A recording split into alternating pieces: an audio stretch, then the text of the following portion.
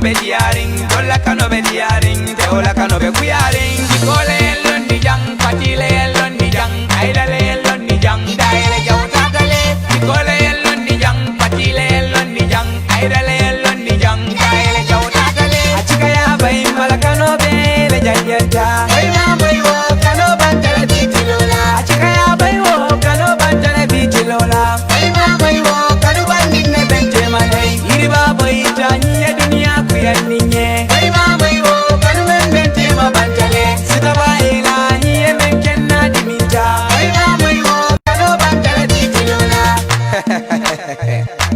Jarabi kano man beja.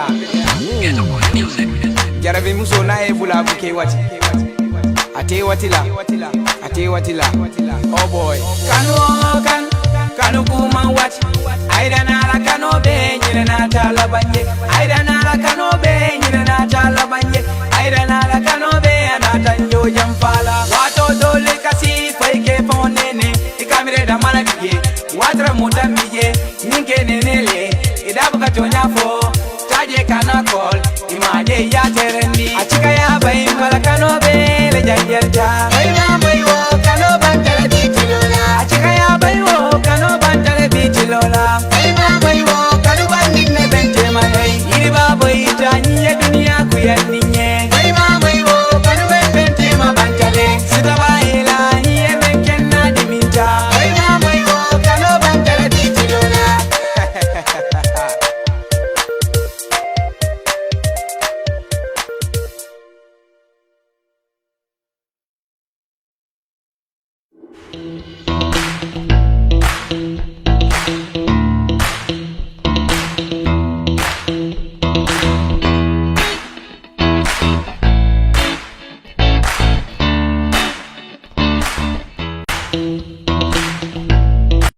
Universal Properties, the dynamic and most trusted agency in real estate and property management. We are here to make housing affordable, accessible for every Gambian, despite their financial status. What makes Universal outstanding in the market is our flexible payment plans. We set standards in sales and letting of quality properties, mortgage, leasing, rentals, property valuation, construction, and many more. All our sites are fitted with social amenities such as schools, water, electricity, praying ground, and a good road network.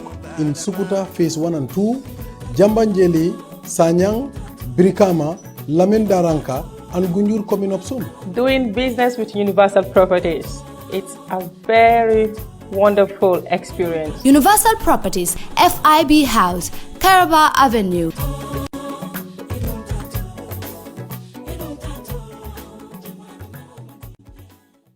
Universal Property.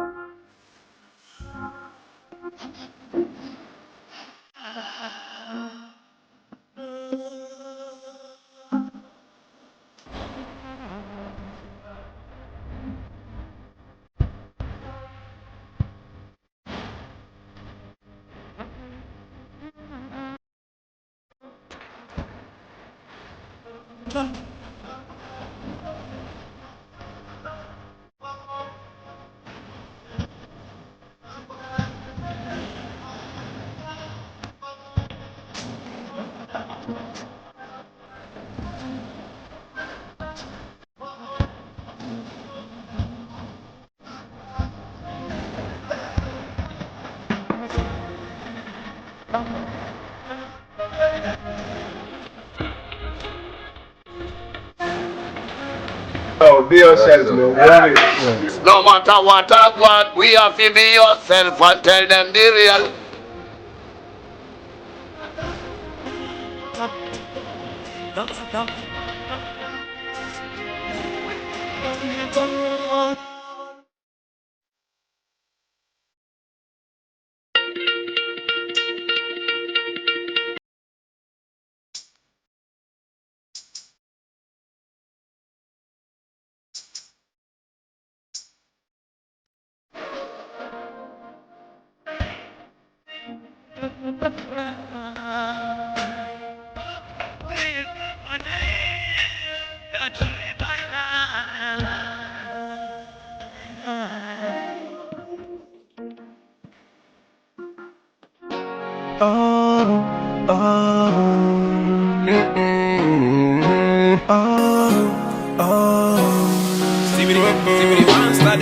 She's the special kind of girl, the kind of girl I've been looking for. Ever since I met you, my whole life has changed. With your personalities and qualities, I don't know what to do without you. You stood by me all this while. My whole life never be the same. Without you, my life is over. Say I will never let you go. Cause every breath that I take and every move that I make back to you. Never seen a beauty like this before. Her smiles is a keys to heaven's door. She captivate my mind and I can't ignore. See that kind of girl I be looking for. Her smile is a keys to a heaven's door. Never seen a beauty like this before. She captivate my mind and I can't ignore. See that kind of girl I be looking for. Her smile is a keys to a heaven's door. Never seen a beauty like this before. Oh, oh, oh. Never seen a beauty like this. Oh, oh, oh. Never seen a beauty like this. Oh, oh, oh. Never seen a beauty like this. Oh, oh, oh. Never seen a beauty like this. She's the special kind of girl. The kind of girl. The kind of girl I've been looking for. Ever since I met you, my whole life has changed. With your personalities and qualities, I don't know what to do without you. You stood by me all this while. My whole life will never be the same. Without you, my life is over.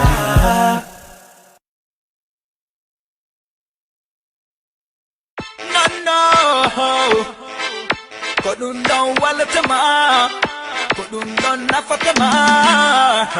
Side boy entertainment. Andita wana ang adi horema. Gemol yeremone. Sisagale dokole si jang fase na fa. Walk and leave brother man taka baba. Wild bugaliyoma, wild bugaliyoma. Pero anywhere brother wild bugaliyoma, wild bugaliyoma, wild bugaliyoma. Get up and you work so hard. Wild bugaliyoma, wild bugaliyoma. Get up and you work brother wild bugaliyoma, wild bugaliyoma, wild bugaliyoma. Imoya hagole ya. Nande imida wonga duga sibir dekobi. I'm loving a job ludul chofu neka penalty. Foot toy rek na tak vibe wawe rek na nawati. Hit the job younger job na people go dekeni. Wake up in the morning and if you look around you get down. Them suffer so hard, but still we not go let go. Unhappen the job door blocks and you not done. We suffer so hard, then we struggle so hard. Some people always got the blame, cause them sit in vain. Them never wanna make a fall, still them be around. Some people always got the blame, cause them sit in vain. Them never wanna make a fall, still them be around. Wild bugaliyoma, wild bugaliyoma. Get up and do work, brother, wild bugaliyoma, wild bugaliyoma, wild bugaliyoma. I will not have to kubala. It's a soldier of Islam, big see the killer in your body. Rasta in the head, do my sajaketi sound me. Finya paham, so my gomul del what feel. Shut your mouth, do my dead, cut your mind. Sorry, walk away, brother, get more matey. Big time money, make me work, hesitate. When I wake up in the morning, they put me at the dinero. Be some call me the duff, but I never dance, Jalgati. No. Kodun don walatama. Kodun don nafatama. Yeah. Andita wana ang adi horema. Gemol yeremone. Sisagale dokole si jang fase na fa. Walk and leave brother man taka baba. Wild bugaliyoma, wild bugaliyoma. Get up and you work brother wild bugaliyoma, wild bugaliyoma, wild bugaliyoma. Get up and you work so hard. Wild bugaliyoma, wild bugaliyoma. Get up and you work brother wild bugaliyoma, wild bugaliyoma, wild bugaliyoma. Imoya hagole ya. Go back home, probably there by if you mere struggle, I'll come to go, can't get day. You will see every stage, make comedy for no pay. Don't be soft like a bro, you too good for go again. Nga eu sat suba duga fisi bir dekobi. I'm loving and job, you do chop for neck a penalty. You ramen diabeta, man, nika farol fanny wuliana. Moke fanny doko like a sika water fire back. Some people always got the blame, cause them sit in vain. Them never wanna make a fall, still them be around. Some people always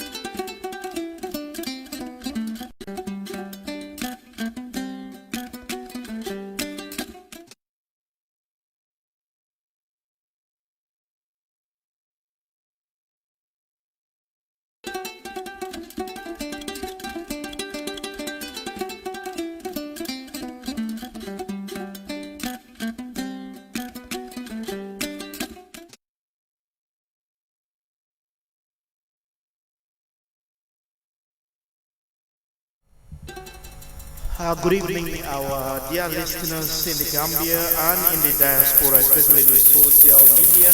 Welcome back.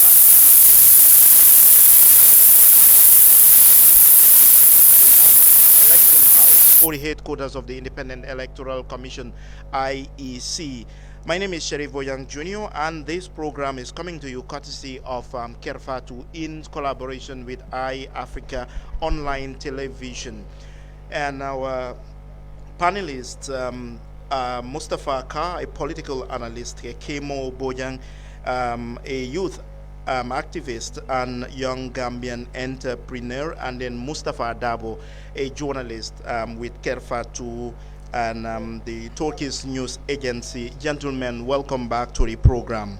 Thank you. Yeah, so before we came, I think half hour ago, we've had another result that came from the Kuntawur municipality, Kuntawur area, and then that gave, so for the first time we have our victory, first victory that does not belong to UDP. Before that, the results that were coming in on the social media said it was 8 out of 8. But so far, it's 7 out of 8. So for the first time, UDP lost a seat, that is Kuntaur.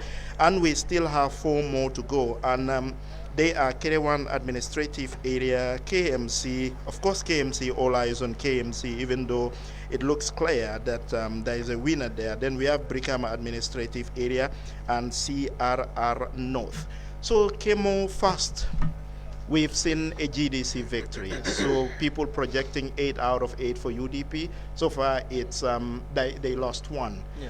What does this mean for the race and for our democracy?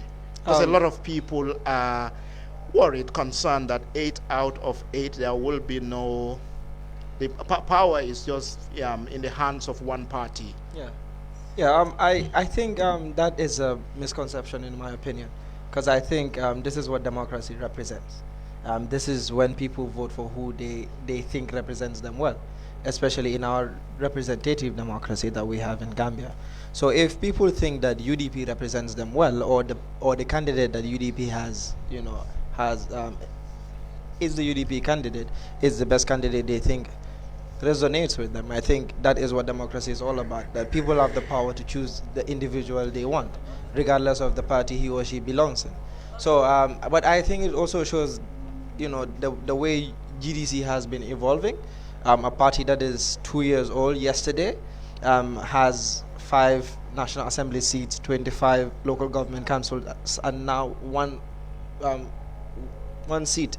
So it says a lot for a party that's 2 years old compared to a lot of political parties that have been here for over the for decades. Yeah, and on Mustafa Kar, on what Kemo said, we've had parties that have been around, been in the game for a long time, but GDC, came just like 3 years ago, formation to where we are today, and they made gains in the National Assembly election, we've seen the council election, and now this one. What is the GDC doing right, as far as you are concerned, that perhaps a party like, let's say, DOI or PPP is not doing right?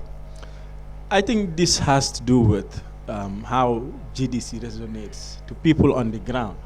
Earlier on the show, I spoke about the fact that GDC is having difficulties when it comes to the urban areas of Gambia. But one thing I must give credit to Mama and his team for is their presence in the provinces. And especially the fact that what I called earlier, the borehole strategy. Mama is very effective in building boreholes and using it as a springboard to get votes from the local community. So it's working. So in other words, what we are seeing is that people want to see development projects. I mean, parties have different strategies. For instance, if you look at DOI, they are more of issue-based party. They are more of a party that tries to use issues to convince voters. But also, if you compare that to, for instance, what GDC is doing on the ground, GDC is building these boreholes. Mama is getting involved with people on the ground and is interacting with the local people. And that, I think, is paying dividend, especially in this victory. Mm-hmm. And then Mustafa Dabo, I'm talking about DOI. We've seen it has always been like that when it comes to issues, telling the people, the electorate in particular, issues that are of interest, that are of importance, of significance to Gambians, breaking down everything, barriers, in other words, according to a lot of people, decent intellectual way of politicking, telling people what it is, their rights and wrongs.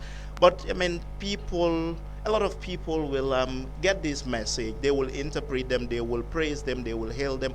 But when it comes to numbers, election, the words do not match the numbers, when it comes. What do you think is wrong? First, I think people do vote based on issues sometimes, but mostly in politics, people tend to vote based on emotions, so that personal connection matters, relations matters, but issues matters as well. There are a lot of political parties who went out and approached the people and explained to them what they think they can do. As a matter of fact, all the mayoral candidates do have a platform where they share their agenda, where they said things. So Mustafa, I'll interrupt. The IEC chairman is reading all the results, so we join him. Administrative area. For the position of chairperson of Kerewan Area Council, as certified by the returning officer, Mr. Esa Balde, as follows. Abdullah G. Diba, PDOIS candidate, 2,115 votes, 2115. Abdullah Jallo, GDC candidate, 12,628, 12628. Malamin I.L. Bojang, UTB candidate, 16,486, 16486.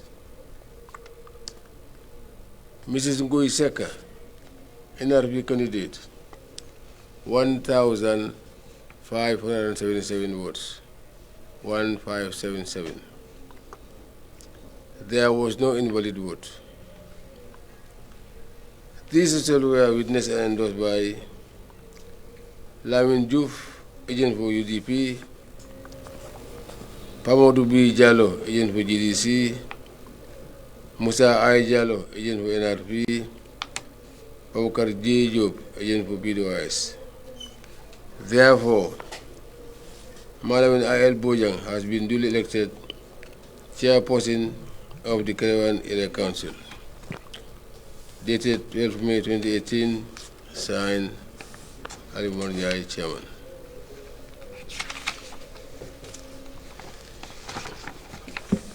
Statement of result.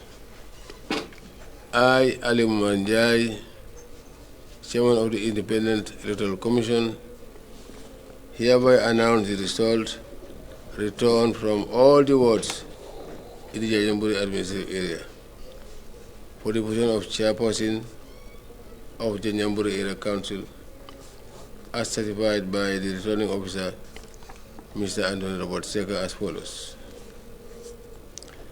Alaji A.S. Boy, NRP candidate, 1,469 votes, 1469. Alaji Sambambai, PDOIS candidate, 1,517 votes, 1517. Ibrahim Jankosane, UTP candidate, 9,145 votes, 9145.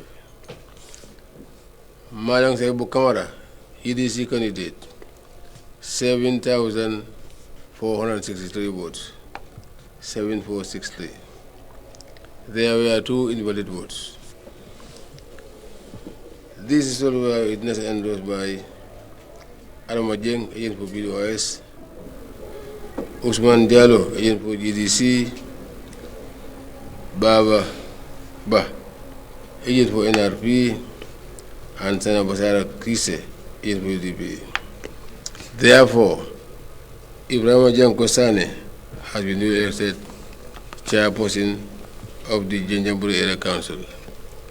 Dated 12 May 2018, signed Ali Morjai, chairman. Thank you very much, Chairman, IEC. Well, I go over the results once again for the Jajamburi administrative area for the position of chairperson, Jajamburi Area Council, and certified by returning officer Mr. Anthony Robert Seka, as follows. Alaji A.S. Boy, NRP, 1,469 votes. Alaji Sambambai, PDOIS, 1,517 votes. Ibrahim Janko Sane, UDP, 9,145 votes. Malang Saibo Kamara, GDC, 7,463 votes. There were 2 invalid votes. These results were witnessed and endorsed by Adam Ajeng, agent for PDIS, Osman Jallo, agent for GDC, Baba Ba, agent for NRP, and Sana Basara Sise, agent for UDP. Therefore, Ibrahim Janko Sane has been duly elected chairperson of the Janjambur Area Council, signed by the chairman, Independent Electoral Commission. For the Kerawan Administrative Area, for the position of chairperson, Kerawan Area Council, as certified by the returning officer, Mr. Esa Balde, as follows: Abdullah G. Diba, PDIS, 2,115 votes. 2,115 votes. Abdullah Jallo, GDC, 12,628 votes. Malamin I.L. Bojang, UDP, 16,486 votes. Mrs. Ngui Seka, NRP, 1,577 votes. There was no invalid vote. These results were witnessed and endorsed by Lamin Diouf Jawara, agent for UDP, Pa Mamadou B. Jallo, agent for GDC, Musa L. Jallo, agent for NRP, and Babukar J. Job, agent for PDIS. Therefore, Malamin I.L. Bojang has been duly elected chairperson of the Kerawan Area Council. The results were signed and endorsed by the chairman IEC. I now hand you over to my colleague at the television building, Geneva.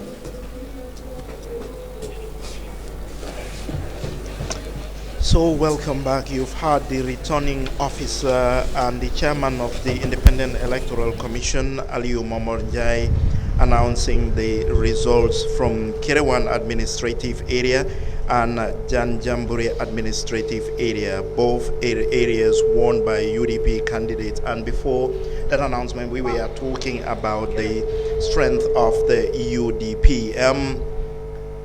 Kimo, did the UDP need, because I'm following some comments on the Facebook post, and one person commented who a UDP supporter perhaps not comfortable and say UDP is still the winning, but they still need to do more groundwork. And the other one say Mama Kande is actually trying. Did UDP need this election, victory in this election, this kind of victory, to show the Gambia that it's the biggest party in the country? I think for a political party, every election is really important, and every victory is as important as the election. And we are going through a period of transition. We have had a 22-year period where the political space has been, has been stifled by one person, where there was no level playing ground, and nobody knew the powers of each other because one person dominated everything. Now we have had 2 years into a level playing ground, and then we have a democratic dispensation. Now I think it is important that the UDP goes out there to show their might and win every elections if they can, because it's a time to show to know your weaknesses and to know your strengths. And I think UDP has at the moment, after the parliamentary elections, the local government elections, and now there's chairmanship elections, they've been able to know where they need to improve on, and then they know that their strengths. And I think this is why these elections were really important, and every election is as important as the other. And UDP has been showing that with the dedication in campaign, with both on social media and on the ground, and with how they have implemented most of their campaign strategies. They ran a clean campaign, and it was great that they strategized and it worked out well for them. And Mustafa, where does that leave the other parties that were in the game for some time, but then didn't feel a single candidate in this election? Because a lot of people are seeing this as another rehearsal for the next presidential election, whether that's going to happen in the next 4 years or whenever. What happened to the, do you think, the parties that failed to fill in candidates for this election? I mean, just firstly to answer your first question regarding these two parties, the reason they are gaining, and why is it important for UDP to keep winning?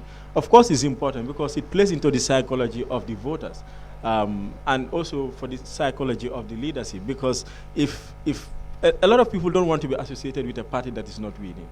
And you could see the trend from the 2016 elections to the parliamentary elections to now the local government elections. What you are seeing is a lot of people are still leaving their parties because they are losing confidence in the results. Yeah, and if you look at these three, the elections, since the presidential election, we have the parliamentary and we have the councillors.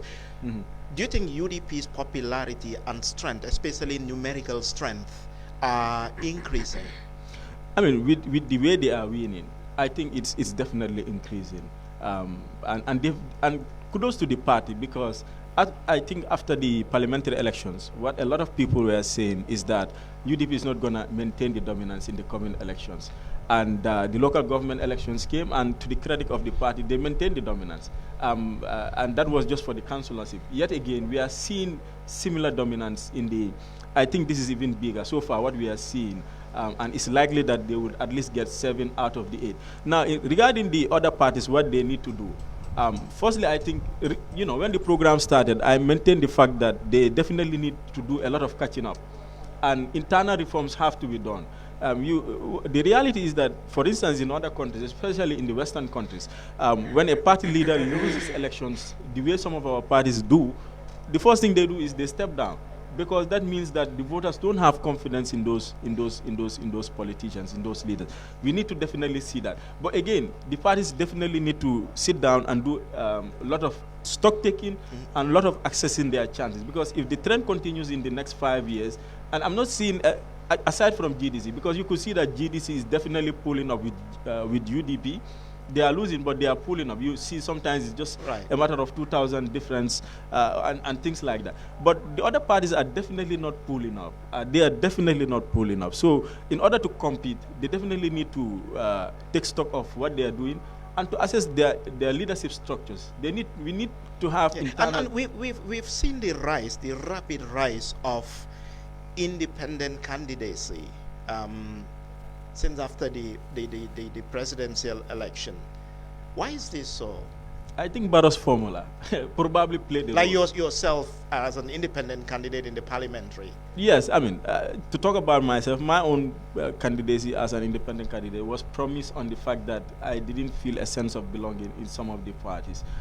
So I thought that the independent candidacy would provide me with that platform. But again, the other side of it is that sometimes you have people supporting you from different parties. For instance, that was the case, I think, with a candidate like Bakari Baji, because it was the people from different parties and some who didn't even belong to parties who came to support it. So in that case, it would be difficult to go to a party, because once you do that, you risk losing some of your support base. So you stand a better chance standing as an independent candidate. But there are also other factors that come into play. So there are different factors. But I think those are the major factors. But again, it's not healthy the way some of our parties operate, and they definitely you cannot keep denying these realities. You are not winning. Why are you not winning? They need to investigate this. We cannot just say that, well, we will do better in the next election. So you go still into the next elections and you lose. So they need to do an internal stock taking. And one thing we don't have in a lot of these parties, as I said before, is internal democracy, where if a party loses, a leader loses elections, you step down. We are not seeing leaders who are able to take over from the present corrupt crop of politicians. And this exists. Is that because they're not nurturing the younger generation? In some party members. In some instances, I think it's deliberate. In some of the parties, they don't want to create the avenue for a situation to exist where the party leader would be challenged. I think the parties are structured along the party leaders. The party leaders are not doing enough to build an internal democracy where they would even be challenged. I don't see any party in the Gambia, any party leader in the Gambia being challenged currently as things are. Within the party? Within the party. I don't see any of the parties. And Mustafa Dawo, Mr. Carr talk about the parties, some existing parties not winning. We can see that in the results that have been coming in. Do you see any bearing on that phenomenon, on the fact that there is a rise in independent candidacy? That might... I think the rise in independent the number of independent candidates as a result of the fact that some people do not actually feel, as Mustafa said, a sense of belonging in some of the existing political parties. But also, some people who want to contest for political office were not giving chance within the existing political parties. Because we've even seen cases where a particular individual within a political party denied leadership in that party and switch allegiance and becomes an independent candidate. Such kind of cases happen. So sometimes it could be the desire for one to create a platform for yourself to contest the election. Sometimes it's that some people don't also think that the political parties that whose ticket they have can actually get them into office. But also, if you look at it from the other side, independence from presidential election to now, independents have not been winning. In the past National Assembly elections we have up to 6-7 independents there. But after the presidential elections, it seems people have renewed faith in political institutions or political parties. So independents keep losing. I mean, when we came back, we went to parliamentary election, UDP won and GDC won, and independents, only one of them were able to retain their seat, which is Mohammed Magazi in the National Assembly. So we have only one independent in the National Assembly. We went to also councillor elections with so much independence, we came back with only one independent. So you could see independents are not winning, but political participation among independents is rising. Maybe it's because of the opening space of the democracy that we have right now. But generally the trend is it's not favorable to independents. Just to add on to that, one other point I would like to add is that I think also independent candidates struggle a lot, especially in terms of raising the required funds. I think political parties, for the most part, are better funded than a lot of these independent candidates. I was going to ask that. How big a factor is the issue of money, resources? As somebody who's been involved in politics at the practical level, both in the parliamentary level and in the just concluded local government, it's important. You know, money plays a role in the fact that you have to organize, and you need money to organize. You have to have for instance, to be giving food to your supporters or to at least your campaign team, to be buying fuel for them, and so many other areas. You know, it's I think one of the most important factors, and you cannot downplay that. You cannot win if you don't have the financial strength, the financial muscle to be able to campaign. May I just add something? Because I mean, also if you look at existing party structures, when people want to form a party in a traditional Gambian society, they tend to go to different people and inform them about it, give them columns and things like that. They build a base, and it's on that base that political parties campaign. So if you are an independent coming into politics, you don't have that immediate support base. You don't have yai campaigns and things like that. I mean, these bases exist within the societies we all live in. So, I mean, political parties have that advantage. I mean, that independents don't also have. And Kemo, before, I know you wanted to say something, but before you come to that, I want to introduce a surprise panelist, Mama Lingersa, a well-known Gambian activist, a journalist from Sweden. Thank you very much for coming, and welcome to the Gambia and welcome to the program. Thank you. And I will come straight to you. I could have given you a minute or two to settle in, but I'll come straight to you. And then Diaspora, you from the Diaspora. Gambian diaspora, Gambians in the diaspora have never been this much participants in our political system, in our electoral system. We've seen it's amazing. It's been amazing. Candidates, groups after groups have their candidates, and they run their campaign on the social media, and we cannot ignore the influence of that. But we've seen some candidates were, adopted, nurtured, and embraced by the diaspora, and then with a lot of expectation, but unfortunately didn't win. How much influence can the diaspora voice have on the reality on the ground when votes are cast and results are counted, going by this election in particular? Okay, I would say that there's a huge disconnect, and I've always been saying this.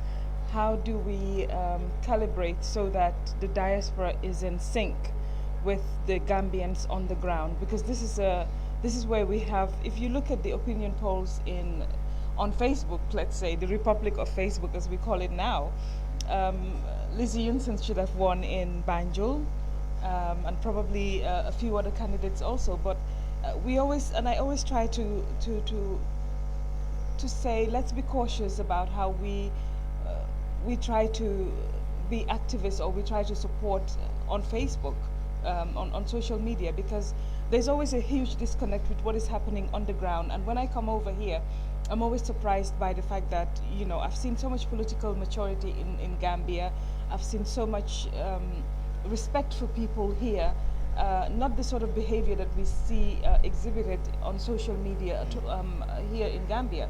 And we won when we were struggling against Yaya Jammeh, because we somehow managed to bridge that gap, or that disconnect that we had with the diaspora. And then there was mostly a common enemy, which was Jammeh. Now there are a lot of camps and a lot of, you know, factions. So yeah, and so there's been a lot of factions, but still there's a huge disconnect, and we have to be able to connect somehow to be able to have some sort of synergy when we try to influence, or when we try to get involved in politics as people from the diaspora or in the diaspora. So I think there's a long way to go. It's a long way to go, but we will get there.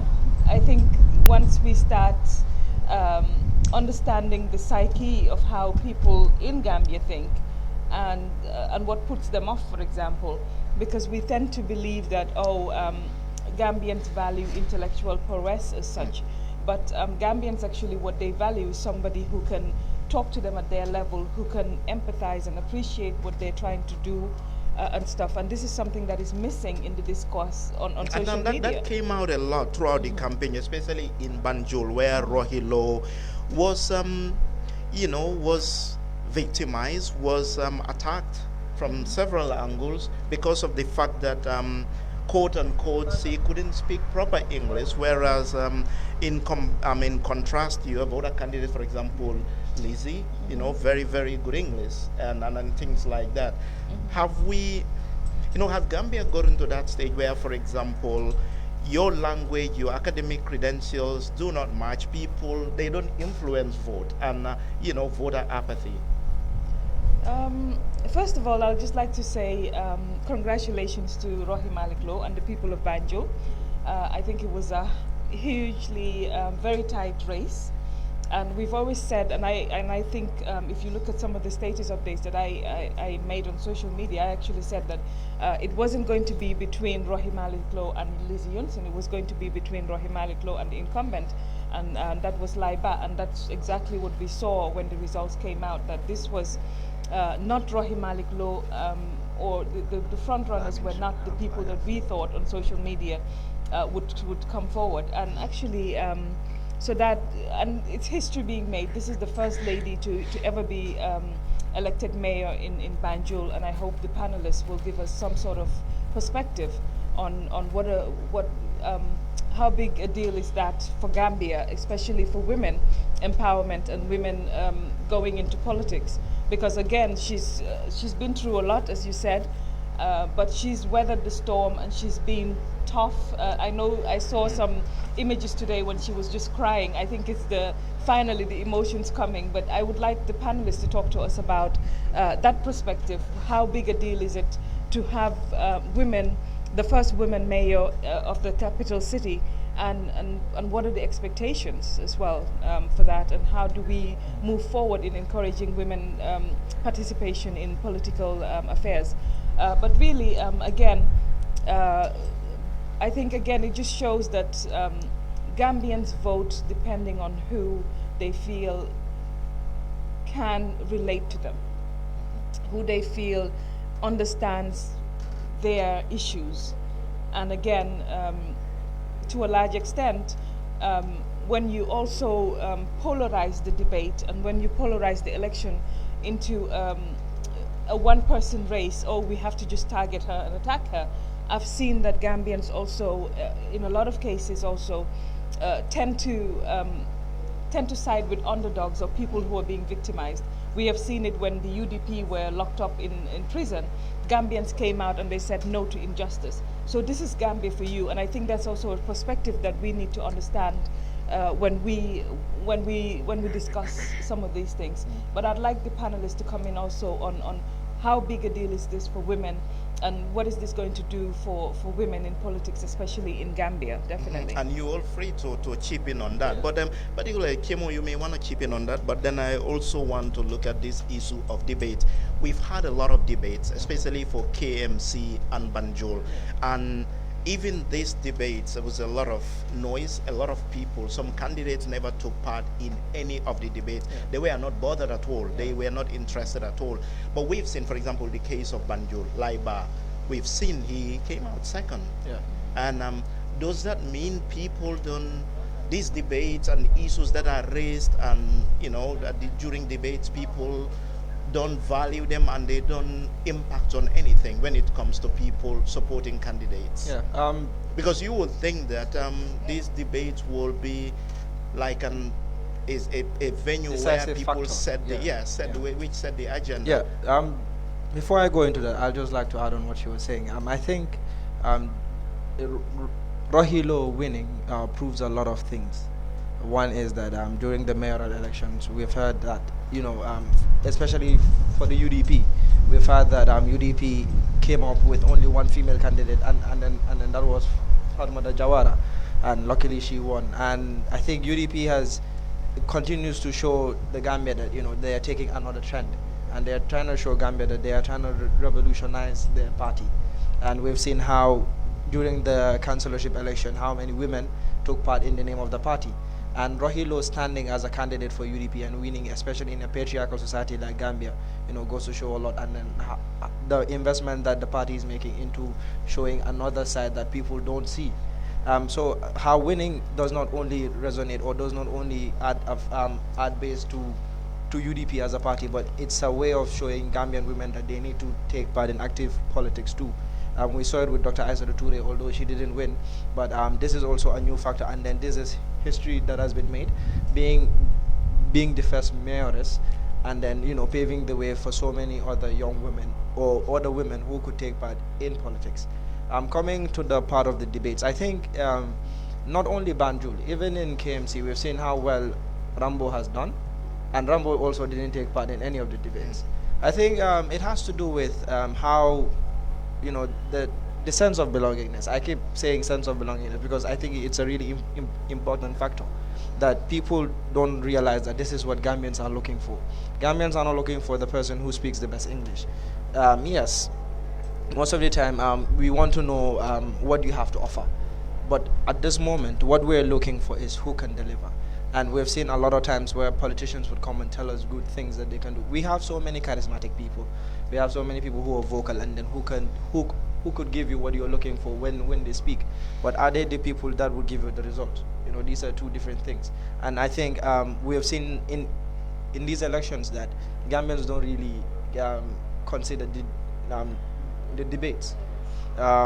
Talib, yes, did well in the debate, and he has won. But we have seen Bakari Badji, who has done extremely well in the debates, but wasn't. I don't think he came out second or third. And then we have another factor to consider, which is how many people really watch these debates. I think it is important that we also factor it. Like I was saying, the politics in the Gambia isn't done on social media. Yeah, social media plays a very crucial part, but it's about the groundwork. It's about the work you're doing on the ground, and this is what the UDP has been able to do. For example, Rohilo didn't take part in the first debate in Banjul, and then a lot of things came up. But when she came in the second debate, she showed them that she could do it. And after doing that, you know, at some point she was even correcting a fellow candidate and telling him that you need to read the Local Governments Act. And you know, that was a very big part for me, because it showed that what people were saying about her isn't really true. Because she was apt with what she was talking about, and she knew what she was saying. But it has to do with who they have a relation with and who they think feels them, because it's about the connection they have with the people. And I think this is what Roy has shown. You know, she's a typical Kumba Banjul. Yeah. And then this is what Banjul is. Yeah, and Mustafa Kai was much fascinated by her resilience. Here is a woman who was castigated you know, at personal level, in particular, we've seen people making Facebook videos insulting her, even her caste and everything. But the fact that she stayed on and fight this fight and then ended up winning shows a great deal of resilience. In that resilience, could you foresee her, for example, being, for example, a mayor, perhaps a mayor or mayoress that Banjul has been waiting for, in consideration of the dysfunctional state of Banjul in terms of infrastructure and everything? Yes. Does that make her, or is that likely I to think make her I a think better mayoress? she has an outstanding personality, but you know, when we strategize in politics, we need to be very, very careful. We need to be very meticulous, because sometimes we do things the wrong way. Because if you attack somebody, there is a possibility that you are helping also to attract sympathy for her, but also that you are raising publicity for her. You know, so sometimes these are the things that I believe have gone into helping her to win. All along, a lot of people thought that she was the underdog, because a lot of people on social media attacked her. A lot of people on social media didn't really see her as the winning horse in this race, and she has proven the fact that she's an outstanding candidate, and that she needs to be given that due now as mayor. She has won, and she won fair and square. So the thing is now, how are Banjulians and how is the Gambia going to support her moving forward to achieve her plans? And we need to give her the chance now to be able to implement some of the things that she's going to do. And government too has to support her, because her candidacy, as Kemo has rightly said, the fact that she contested against mostly male candidates and beating them. Very, very tough male. Male. I mean, that shows that she has great potentials to do well for Banjul. So for the women out there, this is a sign that you can do it. The fact that I think now is even possible in the next few years, and this is my estimation, at least in the next 10 years, we should be seeing a first Gambian female president. But it's not going to be easy. We know there are a lot of limitations there for women. And women themselves need to take up these initiatives and try to surmount these challenges, because nobody's going to do it but women. Women have to do it. And there are some of us who are willing to support women candidates. If we see that they are genuine, if we see competent women candidates come out and are willing to storm the battle. But again, there is something that I just want to respond to regarding the question you raised about whether the diaspora, the noise made, I'm not sure this is the right word, but whether the noise being made by the diaspora actually reflects on the ground. I think the only way to surmount that hurdle is by making sure that the diasporans vote, by giving them the right to vote. I think if we have the diaspora voting, which should be given due consideration, I think that can make a difference. But again, the other issue that I know I'm talking a lot, but the other issue that I definitely want to talk about, which I think also goes into showing why Rohil Malik Law won, is the fact that we need to depart from this elitist mentality. I was impressed when she came to the debate, introduced herself solely in English and went back into speaking in her local language. This is something we need to do. And you know, as a journalist, I've always written on this, on the fact that we need to divorce ourselves from our elitist state structures. It is affecting development, because people vote for somebody from their communities. He goes to the National Assembly. What does he speak in? He speaks in English. Yeah, I mean, just in the neighborhood in Senegal, people are able to speak in their local language. Why can we have something similar here? Because then it goes to connection. Very, very interesting point. Kemo, hang on. Mustafa is an advocate of that. Mustafa Dabo, the issue of local languages. You know, in our chats, private conversations, he also mentioned that you must be excited now that Mustafa Kar, you know, stressed this issue, the issue of prioritizing our local languages. Yeah, it's in the heart of representation that you speak in the language of people. I mean, if you are to represent people, you have to speak in a language they understand.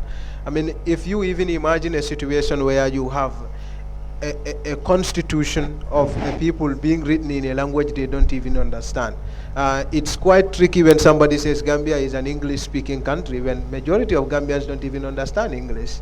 So, I mean, if you go there and speak in the language like Maxis or Palato or whatever, I mean, you are speaking, but are people to whom you are speaking understanding you? That's another issue, and politics that matters. I just want to say some few things about the influence of women in Gambian politics. I think women are already the kingmakers. In Gambian politics, they are. Definitely. I mean, if you look at even the coalition 2016, it would certainly not have been possible without Aissatou Toure and Fatimata Tambajang.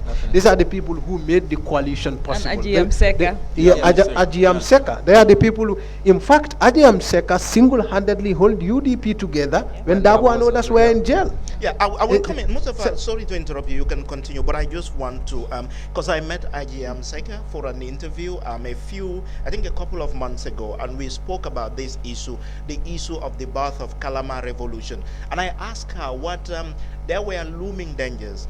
First of all, where you gather these women to protest in Banjul, it's just stones thrown away from the NIA office. So you are vulnerable.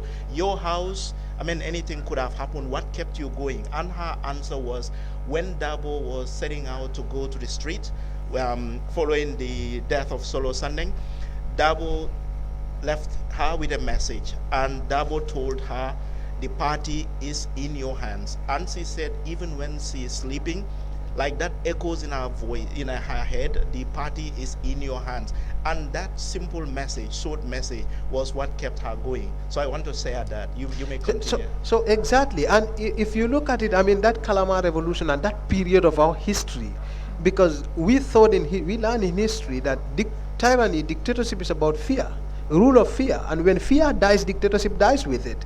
When we saw people coming out of the streets in Banjul and there in Jambe, which Ajayam Seka and Mariam Seka, those two Banjulian ladies led, we knew that fear has died, and we knew obviously dictatorship has died with it.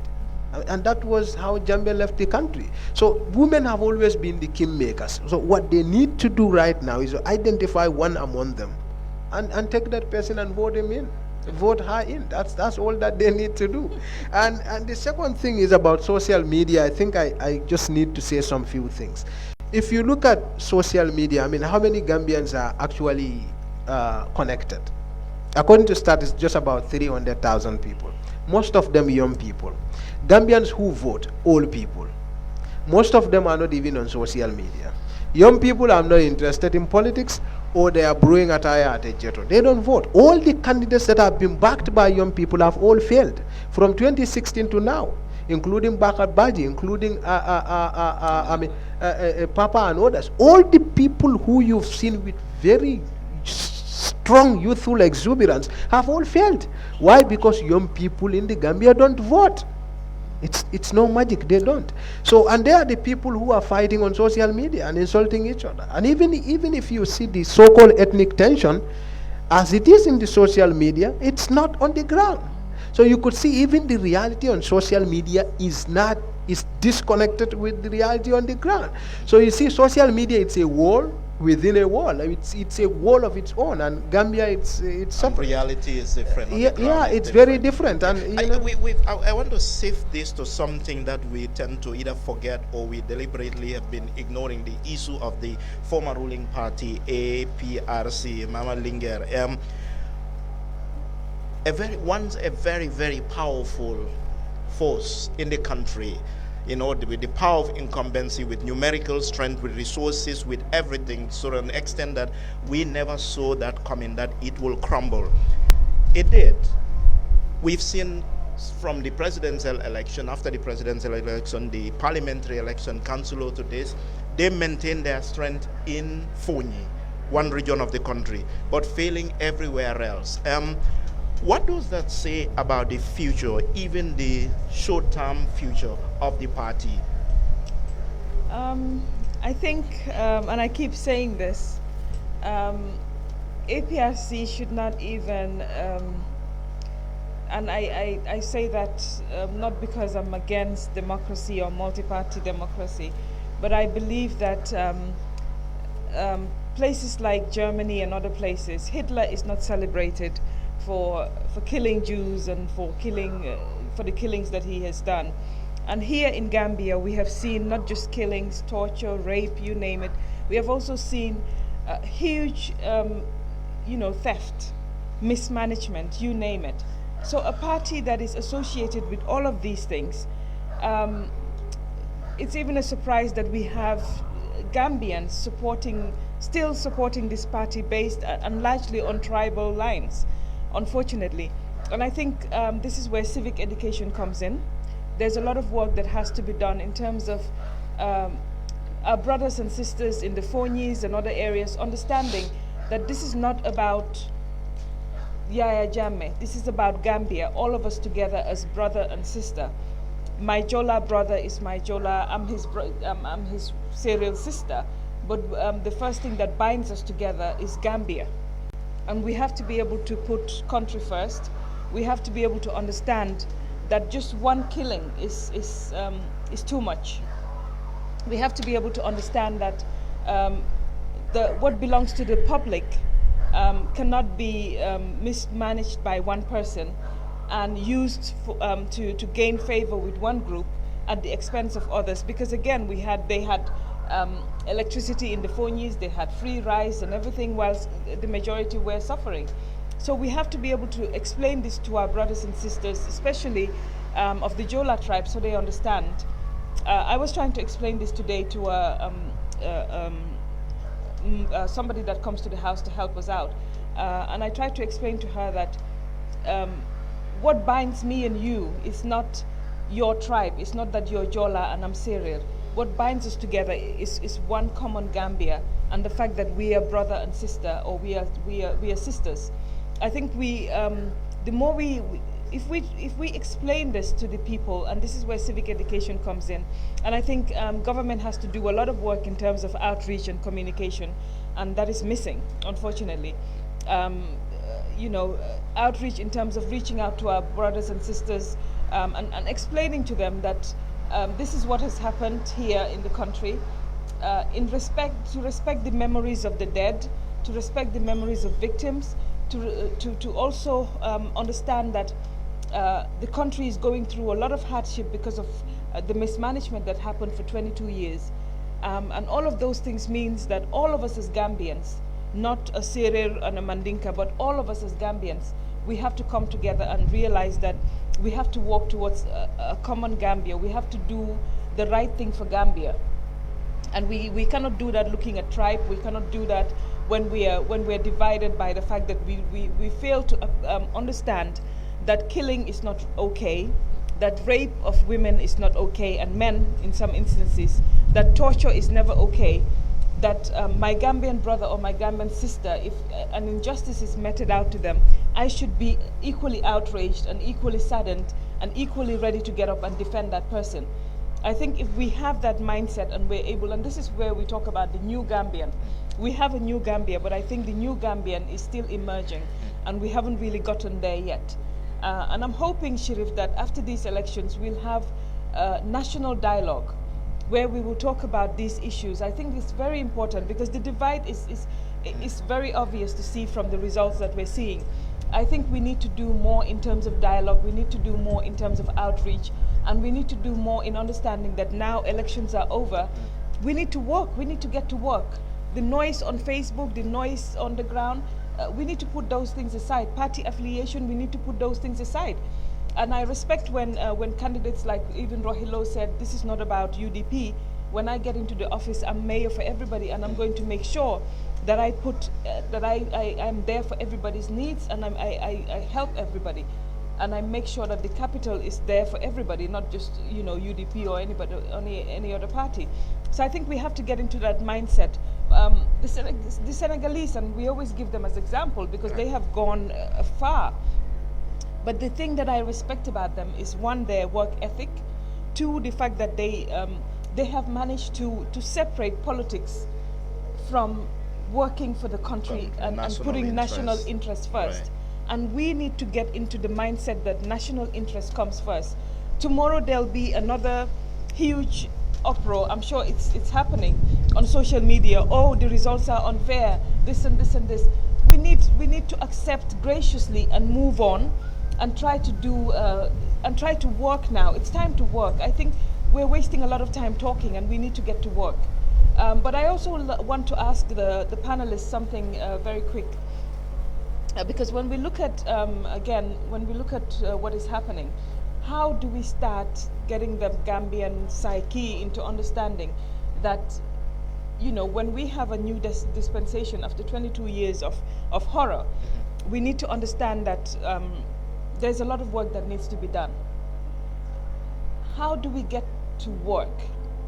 How do we begin the conversation of saying, even if you feel that, oh, the government is not considering me or listening to me, how do we as Gambians take ownership of some of these things and move it forward? We don't need to wait for the government to tell us do something. I think we all need to take some sort of ownership or some sort of responsibility for our communities, our country. Let's see one, Mustafa Ka, what do you in terms of respond to that? No, I think definitely. I criticize President Barrow a lot, but I think that he's done a fantastic job. Just a few days ago, I had the opportunity to meet him, and he seemed to be somebody who is very down to earth. But one thing I think the government is not doing is also to communicate what it is doing. For instance, if you look at what the government inherited, for instance, the government inherited less than a month import cover, but today is at least 6 months, from what I heard President Barrow say in his visit to UK. So there has to be a robust communication strategy. Sometimes the government is silent on issues and does not help it. So they need to engage citizenry in a positive way so that it can be a mutual thing. The other thing I think is we need institutional reforms, definitely. I think a lot of the institutions that were existing pre-Jammeh are still existing, and this is not helping our democracy. For instance, we talk about constitutional reform. I'm happy that it's on the way. But again, you look at, for instance, the Supreme Court ruling recently on sedition. And these are not things that are helping democracy, I think. We need to expunge these laws, because so long as they exist, there is a possibility that they could be used. And so the other thing is in terms of engaging development from a grassroots level. A lot of the damage that happened during Jammeh's time in terms of development happened because development was not coming from the grassroots. This was superimposed. Jammeh would just sit up one day and come up with an executive order, and everybody would be mandated to obey that. So we need to go back to the grassroots and make sure that development comes from the people. Sorry. What happened? No. This is another thing we have to. Yeah, and we do apologize.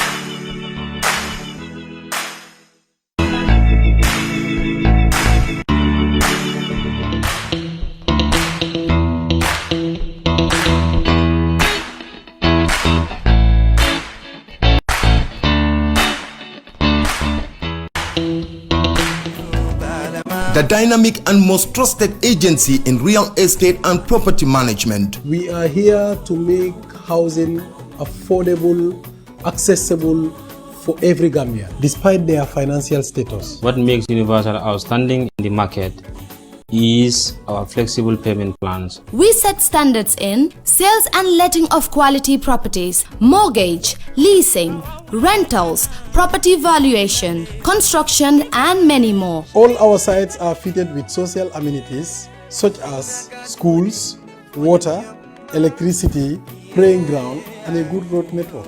In Sukuta Phase 1 and 2, Jambanjeli, Sanyang, Briama, Lamin Daranka, and Gunjur coming up soon. Doing business with Universal Properties, it's a very wonderful experience. Universal Properties, FIB House, Caraba Avenue.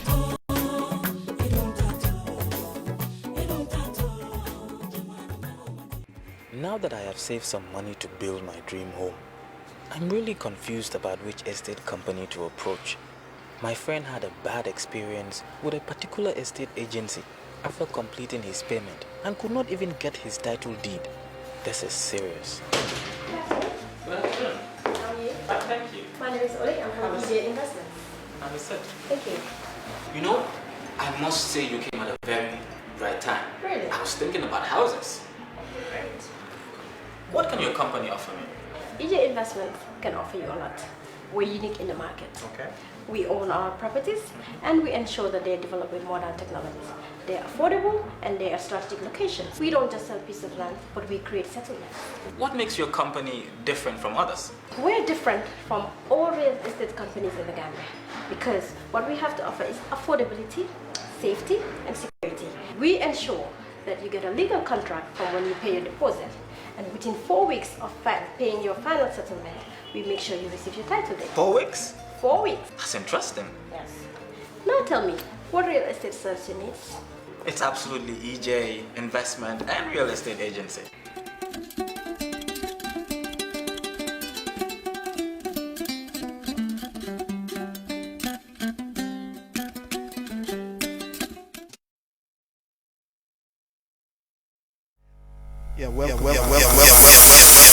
And to remind our listeners in the Gambia and in the diaspora that you're listening to our election night special coverage of the election, and we're coming to you live from the election house in Kanifing. That's the headquarters of the Independent Electoral Commission, IEC. My name is Sheriff Oyang Jr., and this program is brought to you courtesy of Kerfatu in association with iAfrica Online TV. My panelist this morning, Mama Linguer Sar, a Gambian in the diaspora, a Gambian activist and journalist. Kemo Bojang, a Gambian activist. Mustafa Ka, a political analyst and a youth activist, and Mustafa Dabo, a journalist, a Gambian journalist and blogger who works for Kerfatu and the Turkish news agency. And we do apologize for that technical hiccup due to power cuts. And before that happened, we were talking about the issue of APRC and why the momentum that they enjoyed a few years ago under Jammeh, 22 years, seemed to vanish. Mustafa? I mean, the simple fact is that APRC was built around the personality of Jammeh. Earlier in the program, we spoke about the fact that most of our parties are not built around institutions, but are built around parties. So our politics is still more of personality-based than issue-based. So I think this has affected the party. I just discussed before we came on air with Kemo, and he made the suggestion that for a long time, Jammeh provided the needs of the party. Now he is no more there. The party is crumbling because there has not been a succession plan. They don't have a succession plan. But the other thing is that the tribal issue that Mama raised, but also the fact that that tribal, you know, if you look at the party structure, is only able to maintain that dominance using that strategy in a very small section of the Gambia. Fonyi cannot give the presidency to APRC.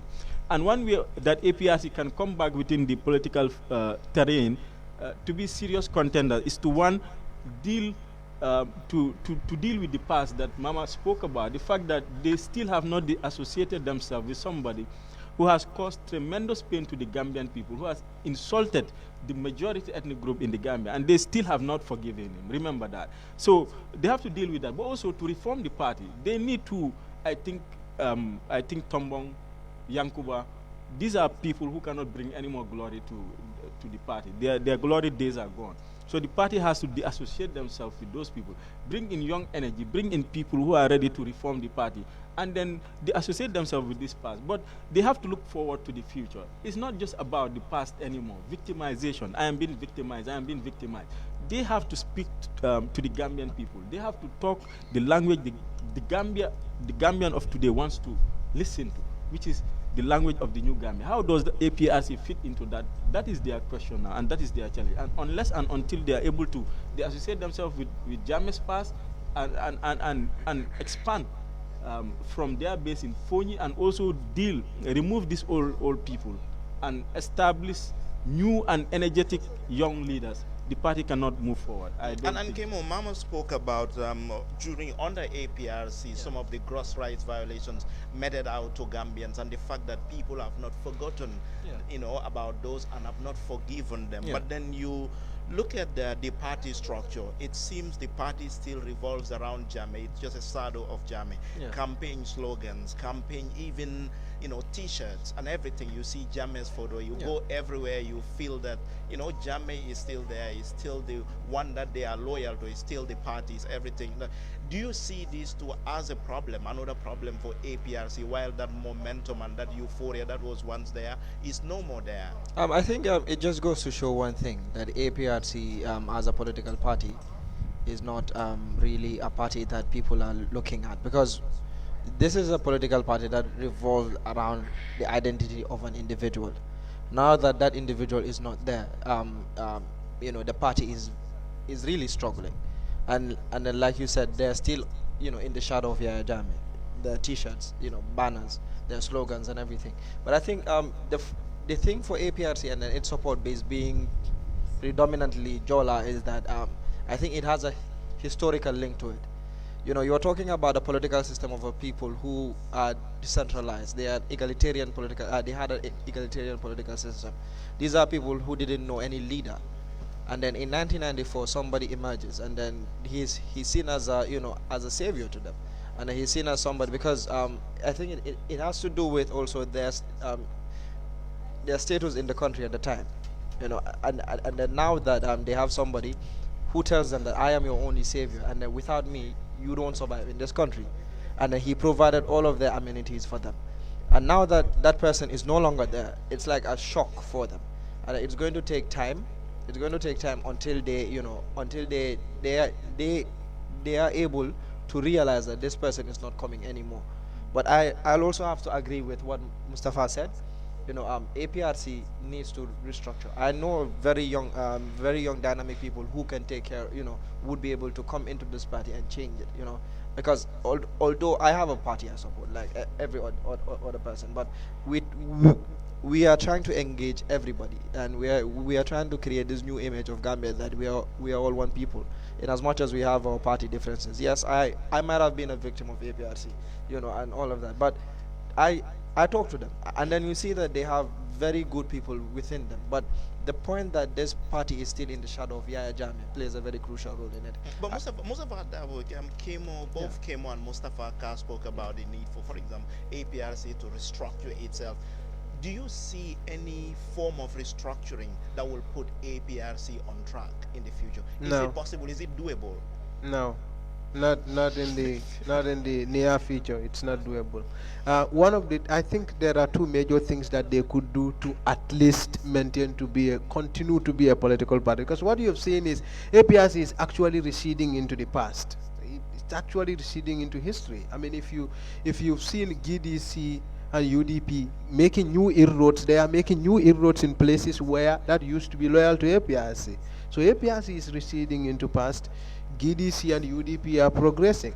So, but if you look at it, there are people who are in APRC who are good enough, like Amul Nyasi, for instance. Amul is very measured, and even those who may not necessarily agree with him do respect him.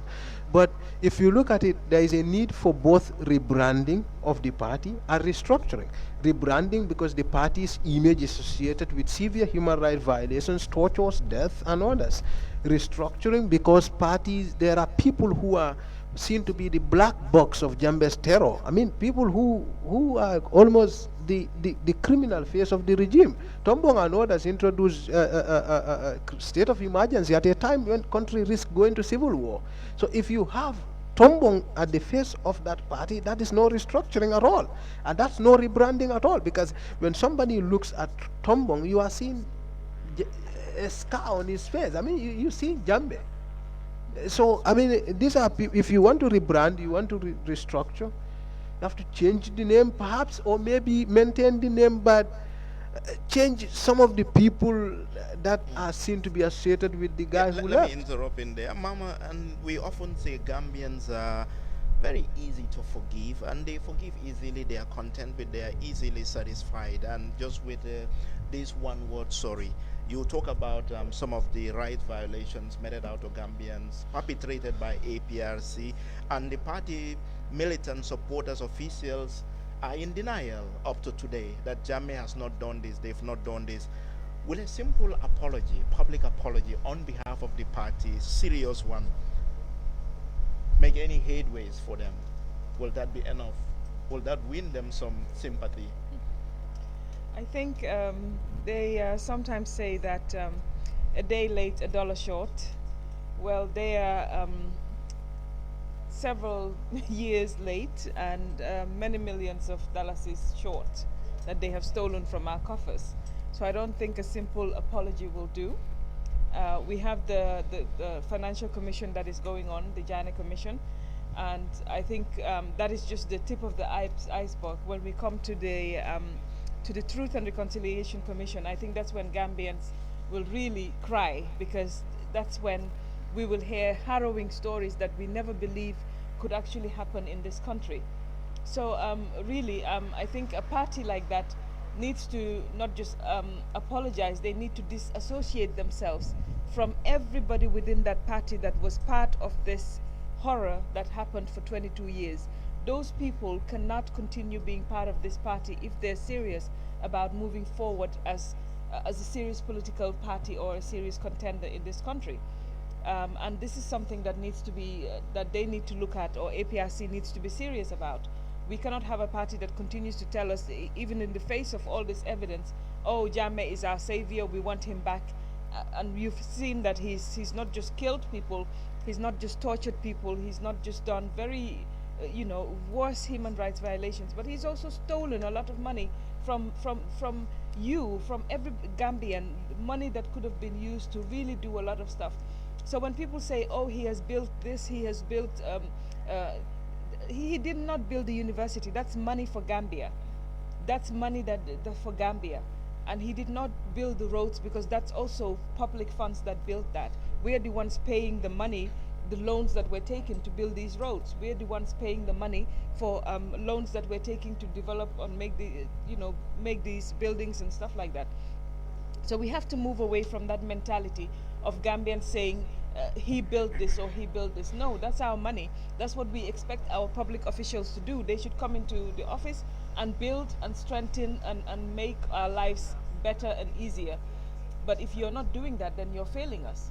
And this is something that I think the APRC, they failed us for 22 years, and Jammeh needs to do, they need to disassociate themselves from Jammeh if they want to be serious. But I just want us also to recap on the results so far, and I want to ask also the panelists a question. We have seen 4 results so far, I think. 4 in. Yeah, 4 in. UDP won 3. 6 in now. 6. Aha. Which other ones? I haven't got. Oh, so the new. Okay, so we had 2 more. That was the Kerewan administrative area, and then Janjambure. That's the main Janjambure one. So how much? And UDP won in both. Okay. So we have 6 in, and for UDP is 5 out of 6. 6. Okay. So far. So again, 5 out of 6 for UDP, but we've seen GDC taking huge steps in Gambian politics. They're losing, but not by a huge margin. If you look at the margins that they're losing by, and also in Basse, we know that the petition against the candidate, the APRC candidate, might have also disadvantaged the GDC, because a lot of APRC are very upset with them, so they maybe voted for UDP because of that, but or they abstained. Or they abstained because the voter turnout again is very low. So my question is, how significant is GDC's gains in these elections? Because of course they're the only party now that is challenging the UDP, and looking at these results, they could have been upset in Basse as well. So how significant is that, and what do we learn from the new trend in Gambian politics as far as GDC is concerned? Because they're a new party, but they're doing very well considering that they haven't been here that long. And we can make this straight to the point, and because we actually spoke in details about this. I can say something about because if you look at the election results, you look at all the political parties and how much they've got, you would see to it that GDC and UDP are the only parties that are gaining more.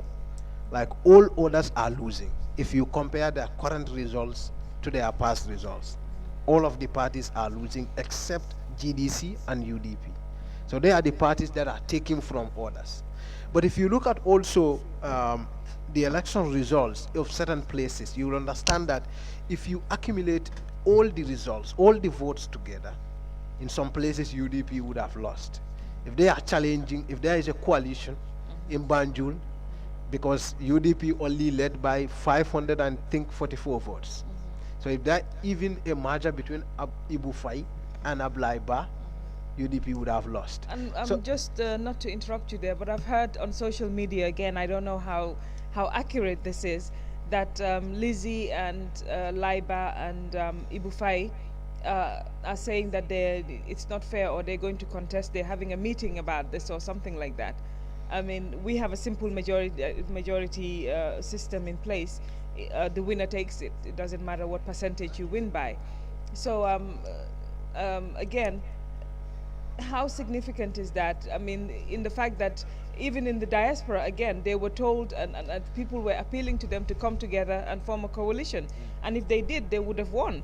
So should they not accept that as a mistake, or as something that is of their doing and move forward, or should they continue with this saying that they're going to contest the results or something? Because I think they have to take personal responsibility as well. Yeah, they were advised. People, a lot of people that saw this and read what was happening actually advised them that they should form a coalition. They did not, of course, and today this is the result. Yeah, I want to chip in on this. Yes, because I had a similar experience the last time I contested. You know, as an independent. As an independent candidate, because you know, elections are very tricky issues, and I'm not saying Lizzie and the other contestants who want to contest elections, the results don't have a right to do so. They can do so, depending on the evidence that comes in. But again, as Mama Linger said, you know, elections are very tricky. Sometimes you can be very gracious in losing. I mean, and that's what I did, and it did work out. I remember when I made that post that I was in fact the first to congratulate my opponent, Alaji Drame. Right. I mean, it gave me a huge political capital, to the point today that even if we meet in public transport, he offers to pay me my transportation. It's like you know, you can contest depending on the evidence you have, but sometimes you can be gracious. And I think uniting at this point, and I'm not sure it is going to have any effect anyway. I mean, I don't think because I don't think we have a history of reversing election results in the Gambia. This could be a first time, but I don't see. But again, it depends on the evidence that they bring in. The law is there. Whatever evidence they bring in would have. But when I lose, and this is the same thing Bakari Baji did, which I think is also giving him a lot of political capital, and is making people believe in him and appreciating the fact that he was matured enough to be the first person to congratulate his opponent. But in the coming days, the political environment is going to be very interesting. Let's see what comes in. And this issue of forming coalition, I think a lot of time what people fail to understand is the fact that so many people contest for elections not because they want another candidate or another party not to win. They have their ideologies, they have their differences. Sometimes they feel that they don't belong to these established institutions and they go. And coalitions are formed between parties with somehow similar ideology, similar agenda and things like that, manifesto policies. If we look at the debate in KMC, two of the debates I followed, Talib of UDP and Bakari Baji independent, oftentimes they will always say, Talib will say like Bakari said, Bakari will say like, and then you look at these two candidates, you know their differences are not so grave that they can come together. Their similarities are much more bigger than their differences. Perhaps this is independent, but these are young people with, you know, the same vision, you know, and the same mission for KMC. But then you don't expect people to come together, political parties to come together. Just for example, I couldn't have seen a coalition between Papanjai and Bakari Baji. I couldn't have seen that because they were running on the completely different direction. So people could not just come together because there was a party, there was a UDP candidate in Banjul and they didn't want that candidate to win, and people expect that come together because if they come together there will be one candidate who is going to leave what for who? Because if you leave, if our policies and agenda are completely different, how do we merge this, these differences? How do we work on a consensus policy and program? So I think this is a mistake, and people want to impose this issue of coalition on candidates on the ground. Yeah, I think you are completely right, and this was something that I wanted to point out. For example, but I think the coalition 2016 has been an image that a lot of Gambians think would make a good political discourse.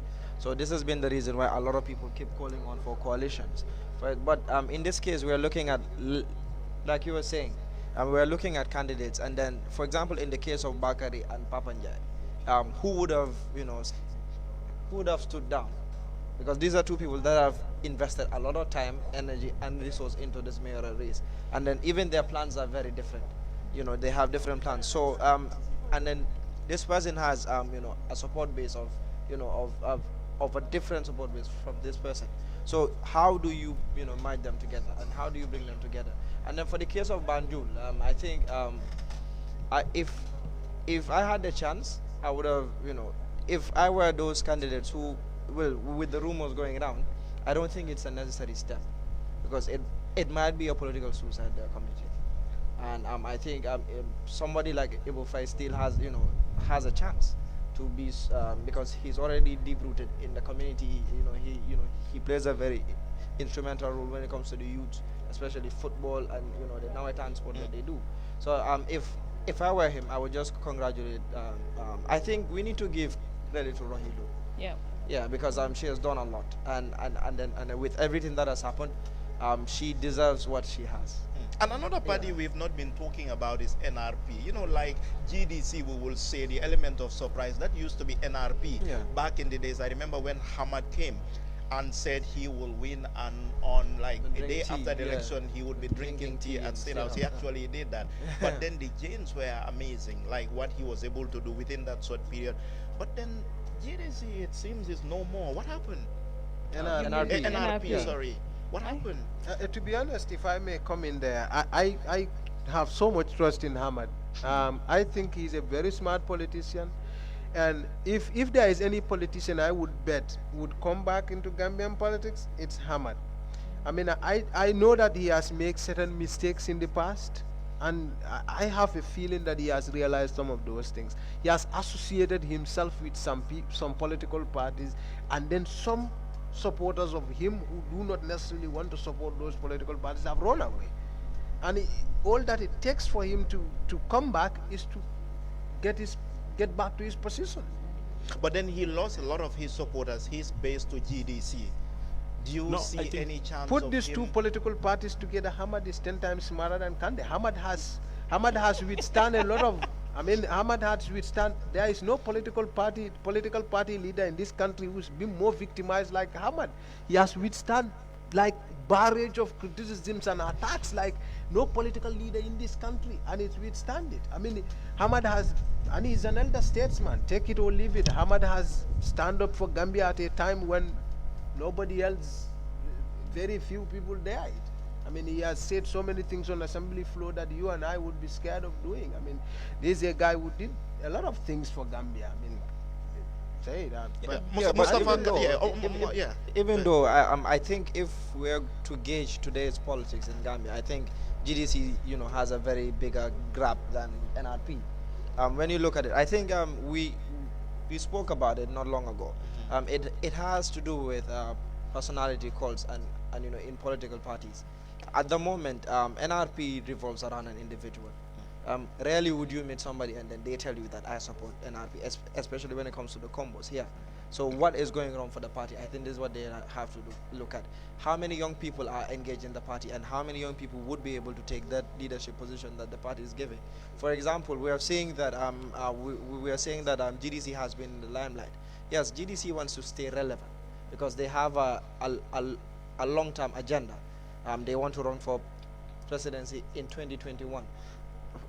Possibly, NRP would join, another political party that is, at the time, the big political party, because we've seen during the elections and then during the National Assembly elections, So I think these are things that we need to consider. And GDC has really grew in the space of 2 years, and I think they're still going to grow. And especially with what's happening, they are trying to stay relevant as much as possible to keep the momentum. Yes, they are trying to stay in the lips on the lips of people as much as possible. And I think this is a good political move. It might be resource oriented, and it might cost them a lot, but it's for the long term, and I think they're doing well. Just to add on to what he said, even Grandpa Mugabe had to take his leave. So there's always a difference between situations for a politician. A politician can survive certain situations, but may not be able to survive other situations. And I think the honest fact of the matter is that Ahmad has lived his glory days, and just like Jammeh did with APRC, I think in the past few months he's made so many mistakes that it will be difficult, or it's near impossibility for him to recover from those. For instance, like I cited earlier, when he went to a funeral and was engaged in almost fighting, those kind of things, some of the statements that he's made, I don't see how he's in fact working right now to rebrand himself to be able to overcome those. And unless and until he does that, I don't see him coming back to politics. But again, we have the political parties have to belong to the people, not to individuals. And this is a constant challenge that we are having. It was not just Jammeh with APRC. I think UDP is doing well in terms of bringing new voters into their party, but you cannot still divorce Dabo, Honorable Usainu Dabo, from UDP as a party. So these are the challenges, and we have to have internal democracy. I keep emphasizing on the fact that our parties have to be representative of the people. They have to be rooted in institutions and not just in individuals. And that's why Ahmad Ba, with AP, he doesn't have a succession plan. And if he were to leave the party today, NRP is likely going to die, because the party is built around him. And that's why the party is struggling, because the party leader is also struggling. So they have to bring in new supporters, new voters, young people with the energy. I think this is where a lot of our parties are failing, and it's rather unfortunate, because it's also a threat to our democracy. If our parties are not having internal democracies, we cannot expect them to exhibit that democracy at the national level. Can I disagree just 1 minute? I think UDP is a mass-based movement. UDP is not a political party that revolves around Dabo.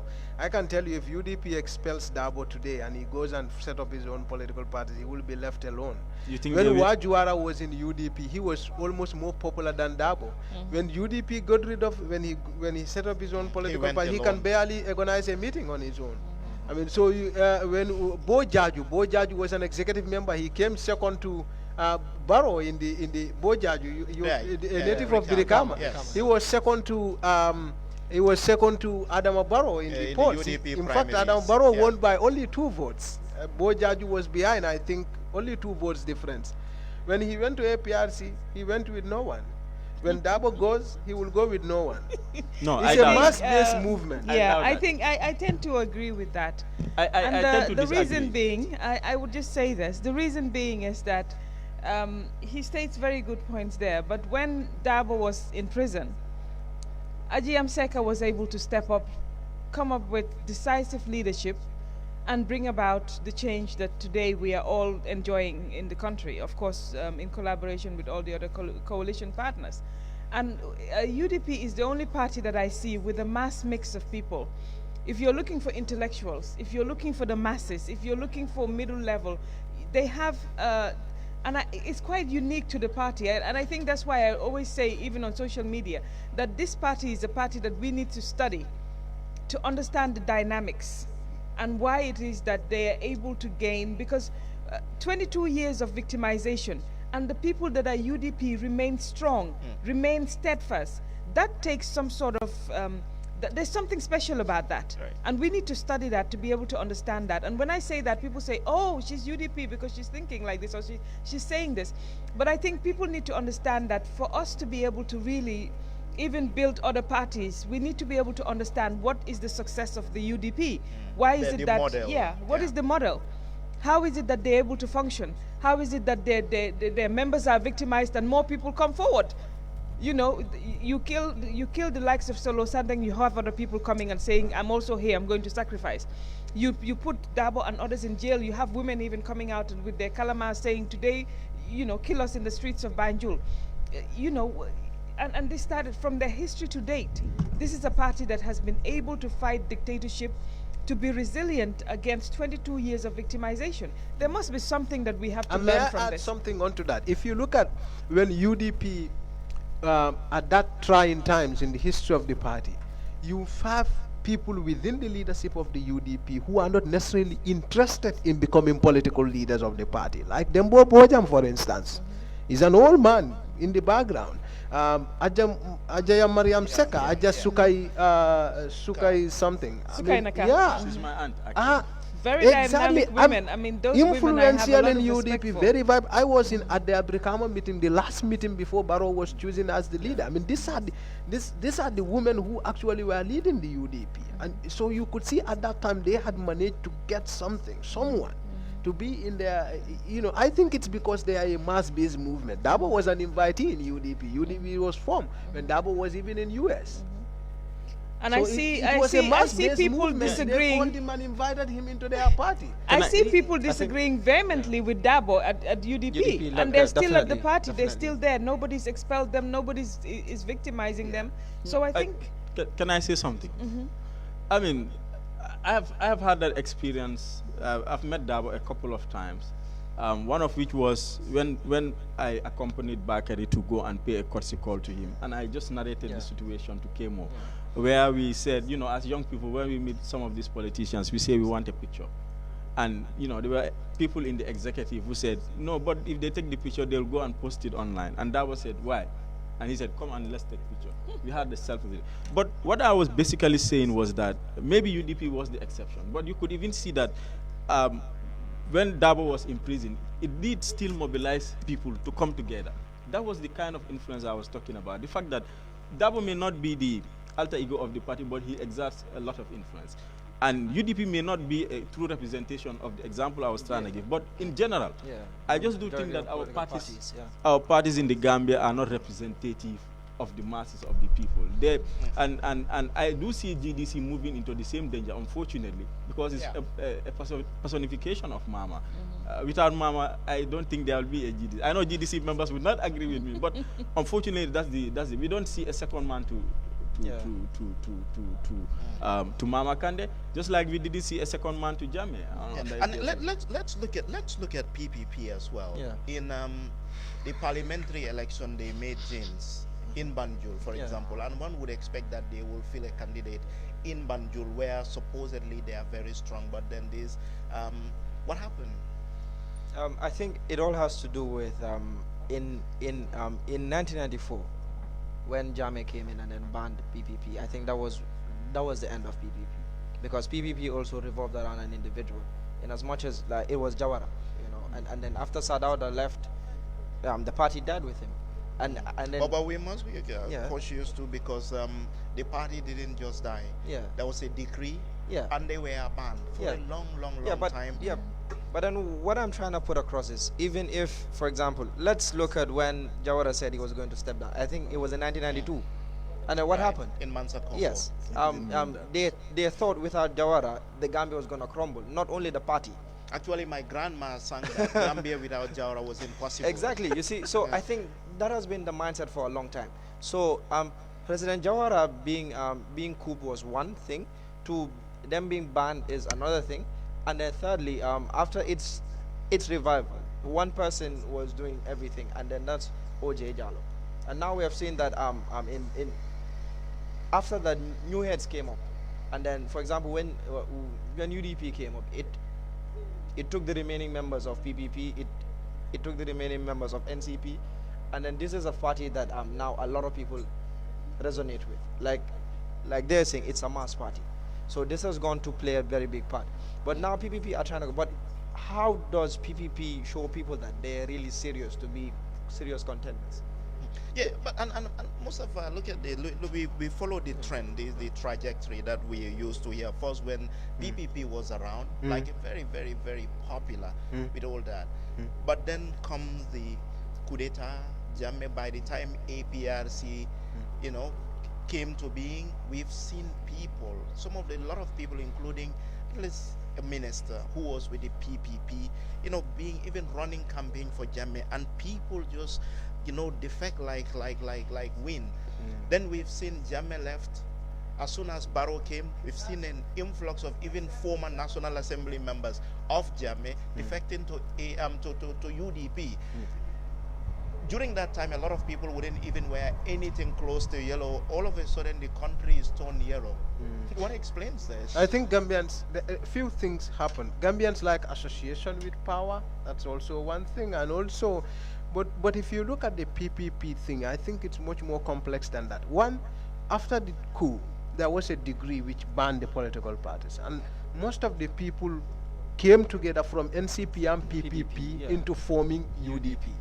Now, that happened. So PPP is a shadow of its former self. It's not, it became a shadow of its former self. It was no longer that PPP because people who were supposed to be in PPP and NCP came together and they formed the UDP. So they lost their support base. And also it happened at a time when, you know, when the party, most of the people, even people who were in the party, went and worked with the junta. I mean, Bibi did work with briefly with Jammeh, and you know, so you had people only people like OJ. OJ was the only one. In fact, among the ministers, he was the only one who was being threatened death. I mean, they were threatened they were going to kill him. Because for him, he stood his ground at that material time. But there was no minister in the PPP government who actually was determined enough to fight to ensure PPP survival, other than OJ. That is one thing. And also, OJ doesn't have all the resources required to. And at that time, he was also aging. So a lot of factors came together. And PPP now, it's like it's beyond redemption. It cannot be baptized anymore. And do you think it's beyond redemption? I don't think so. I think they still have a few legs to stand on. I think it just would require, like we said about the APRC, it's going to require a lot of rebranding, a lot of new faces. And I think our politics, we need to inject a lot more youth into our politics. And this is where all the parties fail the youth. And you know, we need to have a critical mass of Gambian youths involved in politics, in parties, actively involved at the executive level, and I think that will help the parties in terms of mobilization. But again, we have to look at why is it that young Gambian youth do not vote. That is a problem.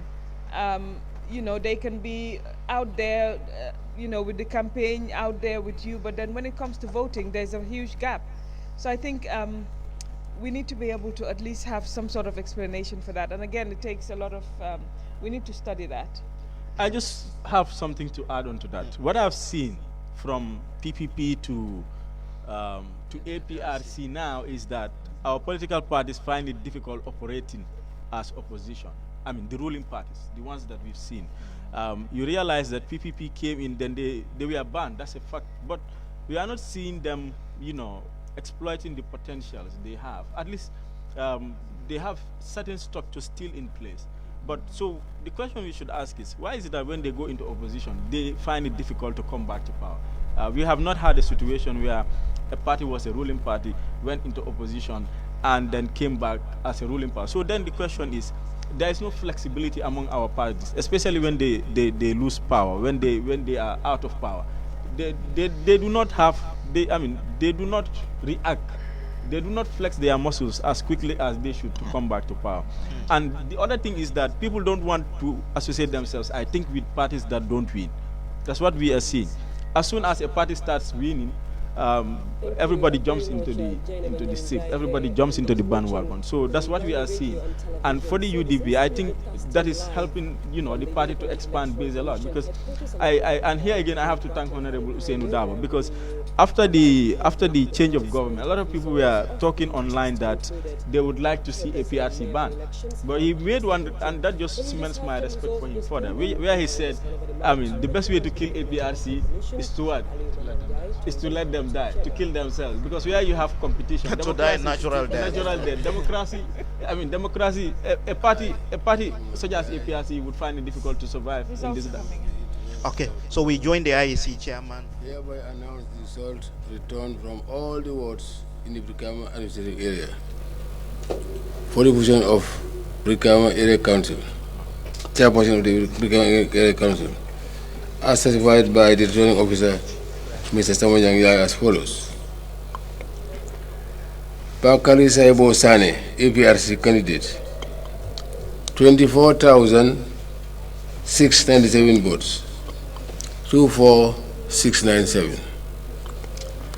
Fansu Sane, GDC candidate, 4,760 votes, 4760. Lamin Jamba Jame, independent candidate, 5,363 votes, 5363. Chirifo Sonko, UDP candidate, 32,698, 32,698. There was no invalid vote. This is work witnessed and endorsed by Karafa Sane, agent for Independent, Musa Jame, agent for GDC, and Lamin Jata, agent for UDP. Therefore, Sherifo Sonko has been duly elected chairperson of the Briama Area Council, dated 12 May 2018, signed Aliman Yai.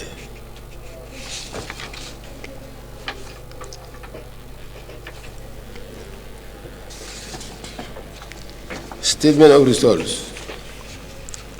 I, Aliman Yai, Chairman of the Independent Electoral Commission, hereby announce the result returned from all the wards in the canvassing administrative area for the position of Mayor of Canvassing Municipal Council, as certified by the returning officer, Mr. Lamin Cham, as follows. Arababa, PDOIS, on the date 2,941 votes, 2,941. Bakari Baji, independent candidate, 5,236, 5236. Bubakar Seymour, independent candidate, 330 votes, 330. Dawda Njai, GDC candidate, 2,247 votes, 2247. Francis George Gomez, independent candidate, 812 votes, 812. Mamadou Jenkins, independent candidate, 645 votes, 645. Mamadou Musa Njai, Papa, independent candidate, 8,327 votes, 8327. Usman Rambo Jata, APRC candidate, 17,392 votes, 17392.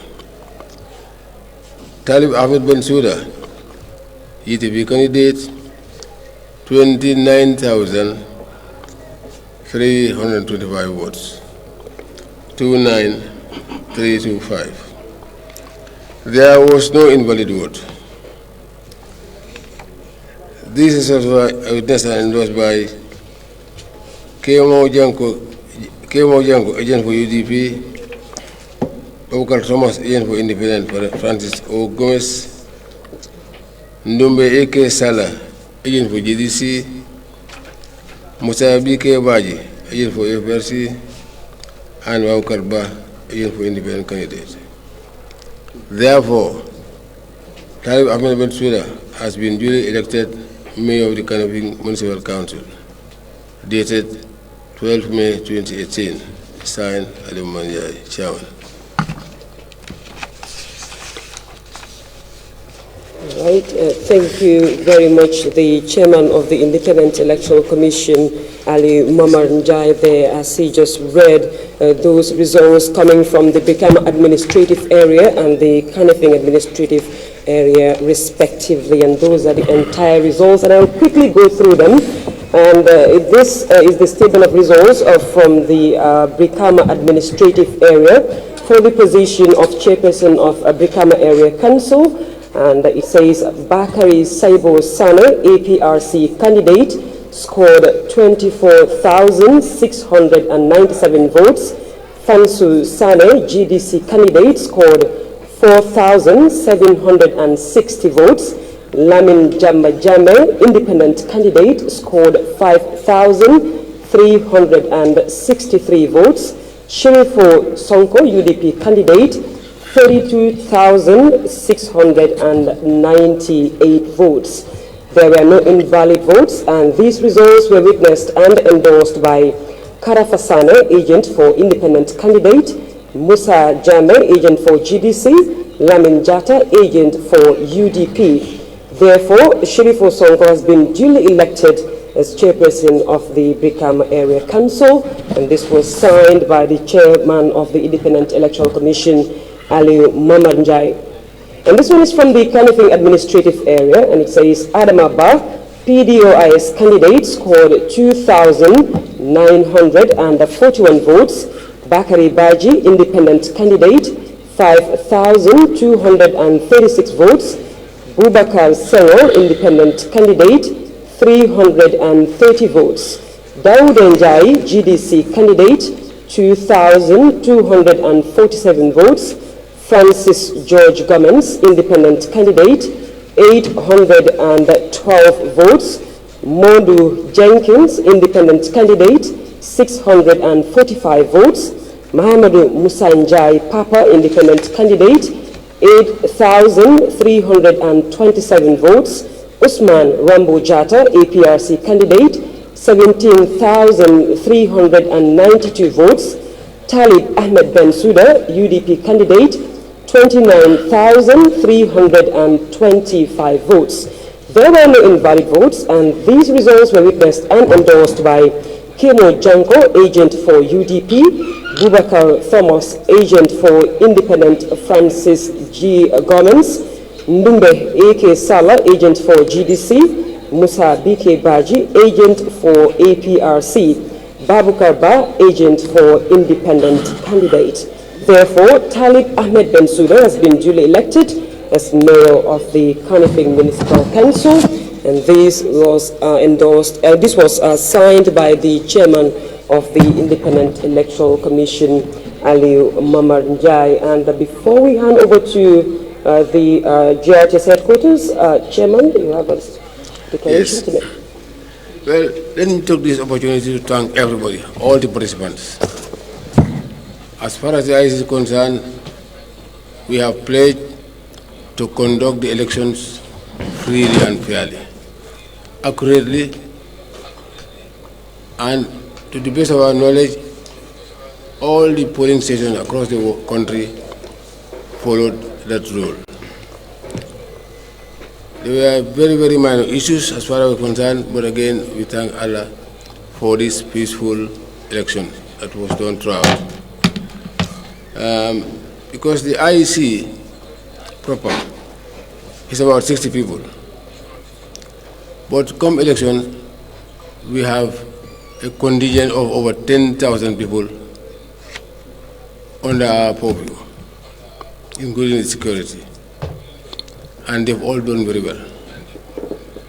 Let me also take the opportunity to congratulate Rohi Malik Low, being the first elected female mayor of Banjul. And this again, we've been trying all the time to get female participants because they are the majority of voters, yet they are underrepresented. So I think this is also a move to encourage other female participants to contest elections because they are the majority voting people. And also we have to thank everybody. And also thank the voters. because we've been pleading all the time that Gambia is one nation, one people. Elections come and go, but it will remain the same. And as far as we know, there were very, very minor issues. And we thank all participants for that. But again, one of the other areas we have to address really is the diaspora issue. Because there are many Gambians outside who have been all the time, according to law, they were supposed, in the Constitution, they were to be mandated and franchised to vote. And this one area really we are going to address. And also we are going to review the whole Electoral Act. Basically, one of the main areas really to address is this issue of merging two elections together. For instance, the chairpersonship, mayorship, and councillorship should be one. But because of logistics and the late time in which this was addressed by Parliament, we couldn't combine the two together. So, inshallah, we have to now merge these two elections together, and it will be virtually impossible to do it using this ballot drum system. Because as today, I've been down in many of the polling stations, and where you have 9 candidates, you have 9 ballot drums. You have to tie them together. And we couldn't even have one bench where all 9 will fit. So we had to have 2 benches, manage them to fit them. That's why we are saying, rather than having all those things like that, the ballot drum will cost $1,000 to make, plus the painting and the other logistics, transportation and whatnot. You can have just one for a purpose to take care of that. And we are saying, even though some people are very reluctant for us to change, but we are not the most clever nation in the world to be using this thing. Nor are we the least clever to be using this thing. The whole world, they are going on paper ballot. And for those in the diaspora to vote, you don't expect us to take ballot drums out there for them to vote. So these are issues we will have to address, but I think government should be prepared for that. And then we'll have a continuous voter process. Not just when elections are about to take place, but we will be doing it constantly. And inshallah, before the next election cycle, we will do a complete voter registration. Because there are so many people who have transferred, who have just come, and also those who have turned 18. And we want to adopt a system where we will have a continuous voter process going on. Supplementary voter registration every year or so. We need to do that. And these are issues really we all have to address and change some of these laws to suit really the new Gambia that we now have, so that people will be encouraged to vote and be able to transfer when you are posted up country. You come back here, you should be able to change your voting place. These are things that we really have to address. And I must also thank the government for fully sponsoring this exercise. The last one we had support from the UNDP, but this one is 100% funded by government. And really, even though the law specifies that whatever we need, we should be given, but again, government has other considerations. But for this time, they have done very well, and we appreciate their stance. Let me also thank the staff here, the commission members, directors, drivers, whatever, for their support and consistent work day and night, Saturday, Sunday, for the past 2 months, I could say. So thank you all. May God bless you all. On behalf of the IEC, I say a big thank you and God bless you all. Thank you very much. Right, that was the chairman of the Independent Electoral Commission, Ali Mamad Njai, making the statement there at the end of the announcement of the results of the chairperson and mayoral elections, which recently wrapped up across the country. That was all we had time for. It's over from the Independent Electoral Commission here along the Battle Harding Highway. On behalf of the entire team here, bye for now, and it's over to you, Jaida Manyangdai.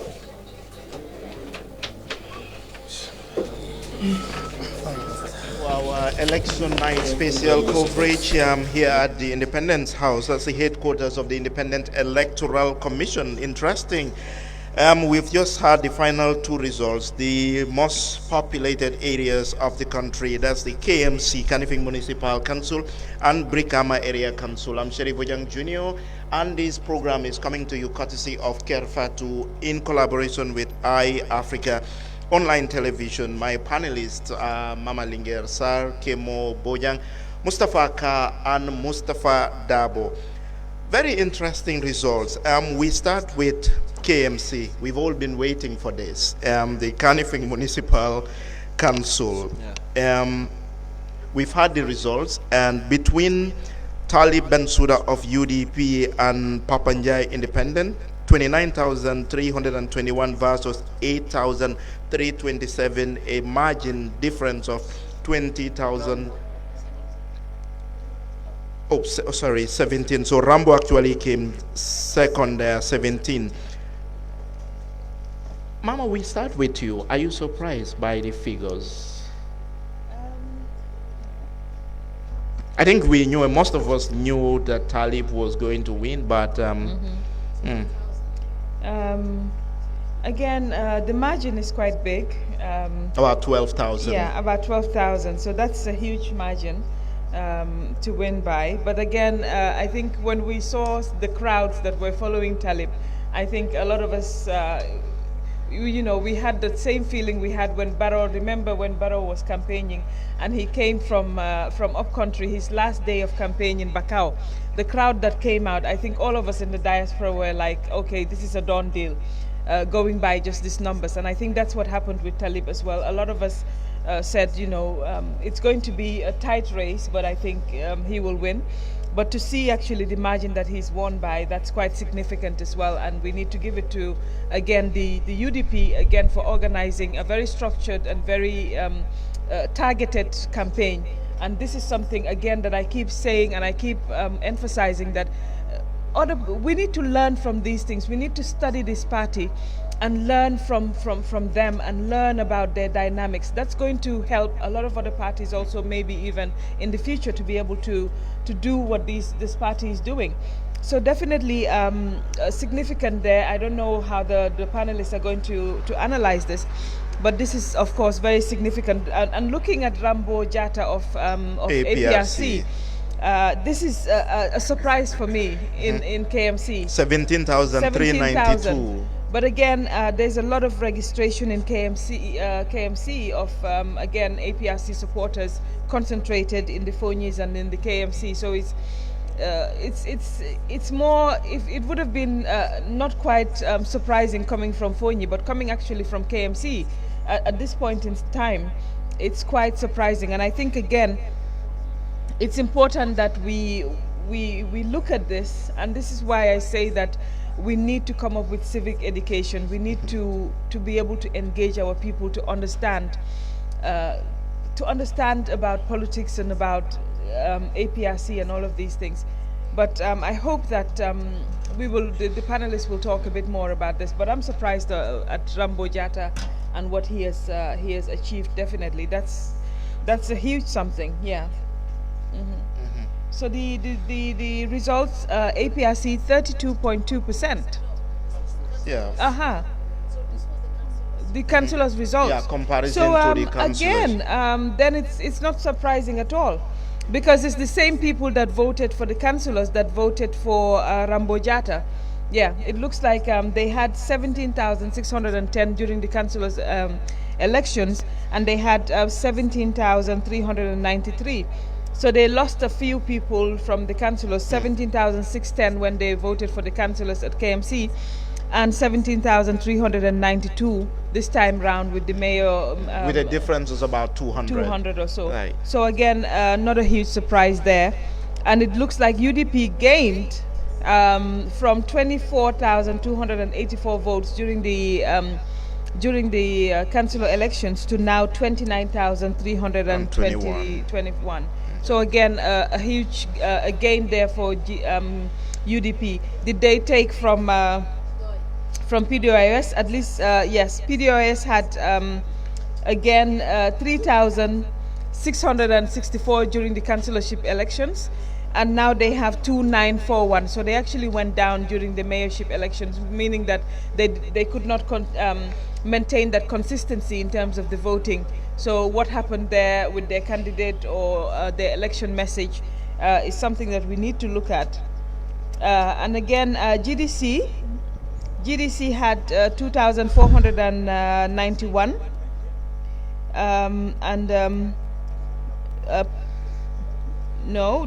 did they maintain it? That's the GDC.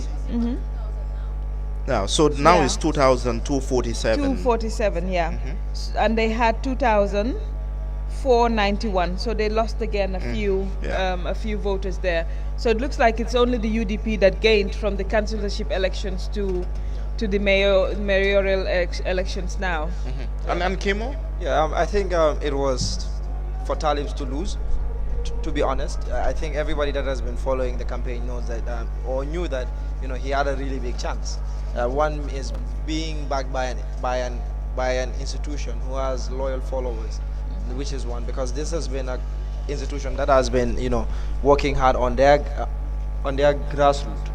For 22 years, this has been a party that has worked on their grassroots. And then it goes back to a point that I wanted to, buttress on when people were talking about how incumbents in Africa or incumbents in Gambia have a lot of large following. I think for the case of UDP is that people have been supporting UDP, but because of how suppressed the political scene was, this is why people have not been able to show their political support for UDP. For example, you look at the elections before that they have. UDP is the only opposition that was able to have a 30% or 30% above upwards percentage, in Gambian elections.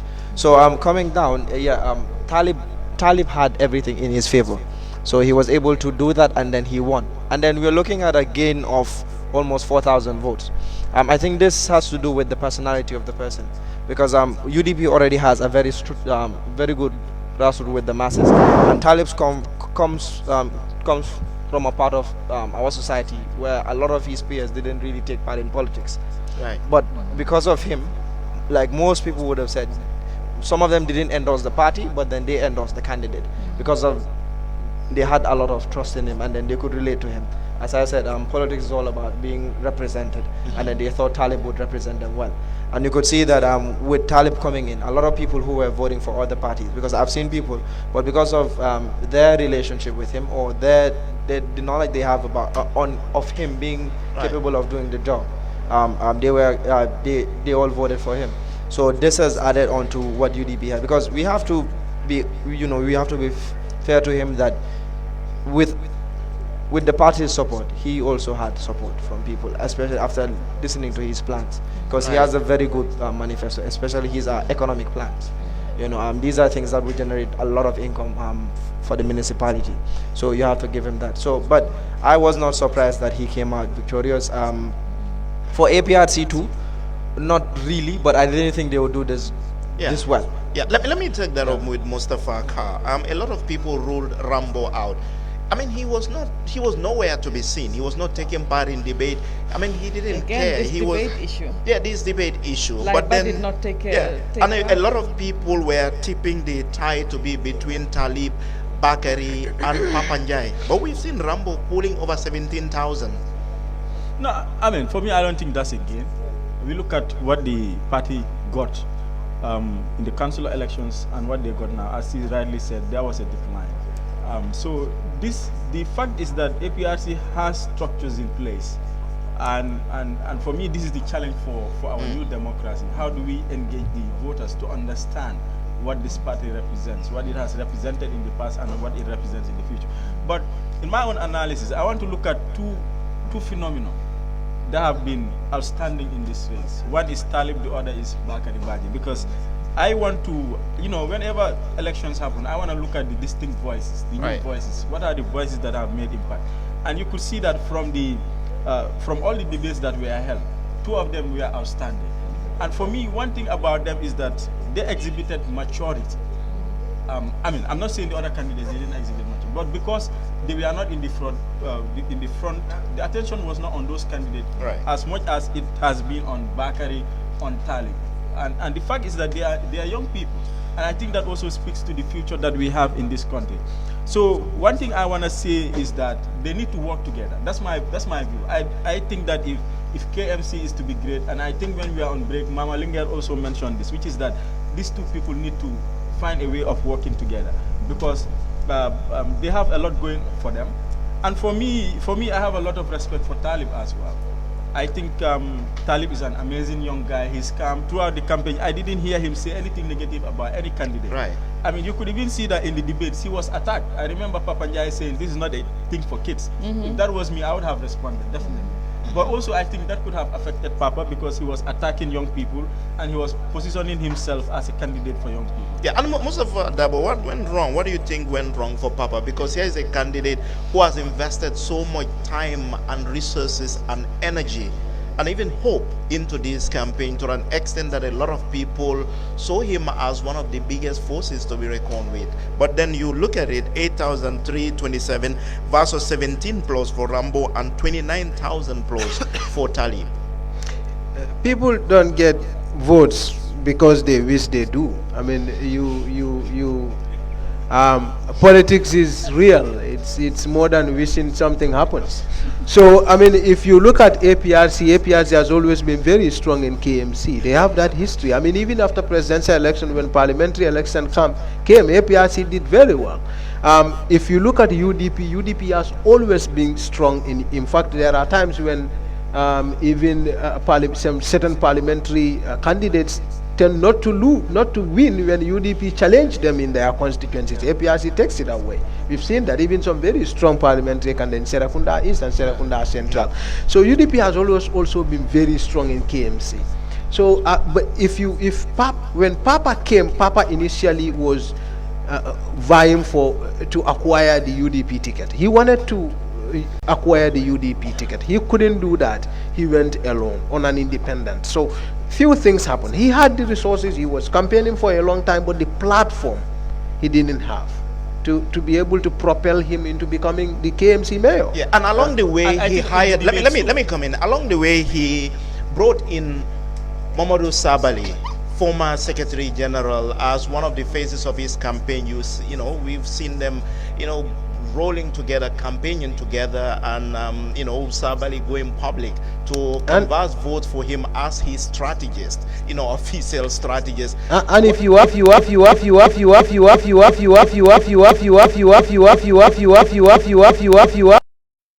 within the liberal minds, I think Sabali is a complete public relation disaster. If I were a political candidate, I certainly wouldn't want him in my camp. I mean, not as the public face of because there is certain things that he represents. He represents, he serves as an ally to someone who is seen within some liberal minds as someone who has plundered resources. So you don't want certain person in association with an institution that you think is corrupt. So that was not a good political move. That was certainly a PR disaster. You cannot associate yourself with someone who is seen in certain lights if you are trying to create a better public image. Mustafa. Yes, I was just also gonna say that I don't think Papa's campaign was as big as we thought it was, because if you look at his performance in the debate, I know the debates don't always make an impact,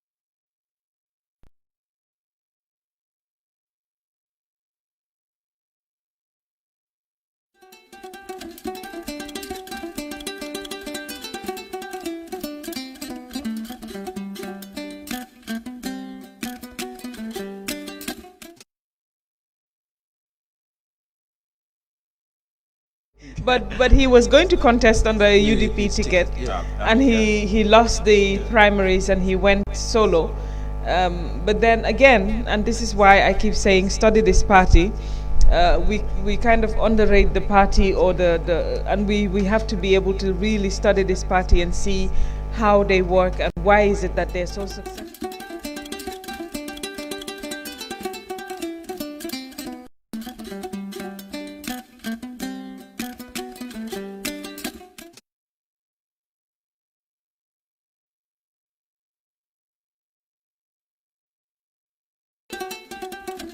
If you look at Papa, actually he had Papa. The initial brand, Papa, was a UDP candidate who was going around with a UDP flag, campaigning under a UDP banner before the primary. So immediately after the primary, when he lost, when he pulled out, he pulled out of the because primary. He said it wasn't going to be fair. So. Immediately after that, the brand changed, so it becomes an independent. So you see, people who were traditional UDP supporters will certainly be angry with that. So you certainly cannot take someone from them when they are angry. Yeah, but I'm wondering, Mama, what's your take, your personal take on the inclusion of Sabally in Papa's campaign, Mamadou Sabally? Well, you know, there's no love lost between me and Sabally, so. That's just one of the things, but I think, like Mustafa rightly said, you're looking for public office somewhere like KMC, which is of course a huge place, a huge institution. You don't go with somebody who has associated himself with a dictator, for starters, who continues to be very outrageous in some of the ways that he expresses himself. I saw some of the videos when he was talking about rejoining the Commonwealth and all of these things. And Sabally also, in terms of the, even within, you know, this insult with Mandinkas and stuff, he's still not forgiven. And all of these things, if you look at a tainted person like that, you don't put them as the forefront of your campaign, because people do not have a lot of confidence in him, maybe as a person. So I think it was the wrong move for Papa. If I was his strategist, I would tell him not to put Sabally as the face of his campaign, because you cannot, he's tainted. It's like putting Fabakary Tombong Jatta or what's the other guy, the one that I call Dominef, what's his name? Sidi Ndiaye. You know, again, you know, you cannot put a Sidi Ndiaye as the face of your campaign and you expect to win in Gambia. I mean, we're forgiving people, we're very nice people, but we also hold grudges, and these people, we have a lot against them still. I want us to move to Briama, but before that, just on the issue of Sabally, just one question so we can move to Briama, my own hometown, home region. If you were Mustafa Dabo in Papanjai's situation, shoes, and Mamadou Sabally walk up to you voluntarily, I volunteer my service to you in the quest, you know, for victory, what would have been your response? Like officer, not just to vote for you, but to be seen with you, going around with you, and making strategies for you. I would say you don't invite failure. I mean, if you are in a political situation, I honestly believe in this. If you are trying to build a brand, because brand images, because if you are going into politics, it's like you are starting a business. If you are trying to build a public image, it's like you are building a business brand. Understand? It's like you are building a business brand. So if you are building a brand and you allow that brand to be associated with, say if you are selling groundnut cakes and it has aflatoxin, I mean, certainly if you sell it to anybody and that person eats it and had heart disease, no other person will buy it.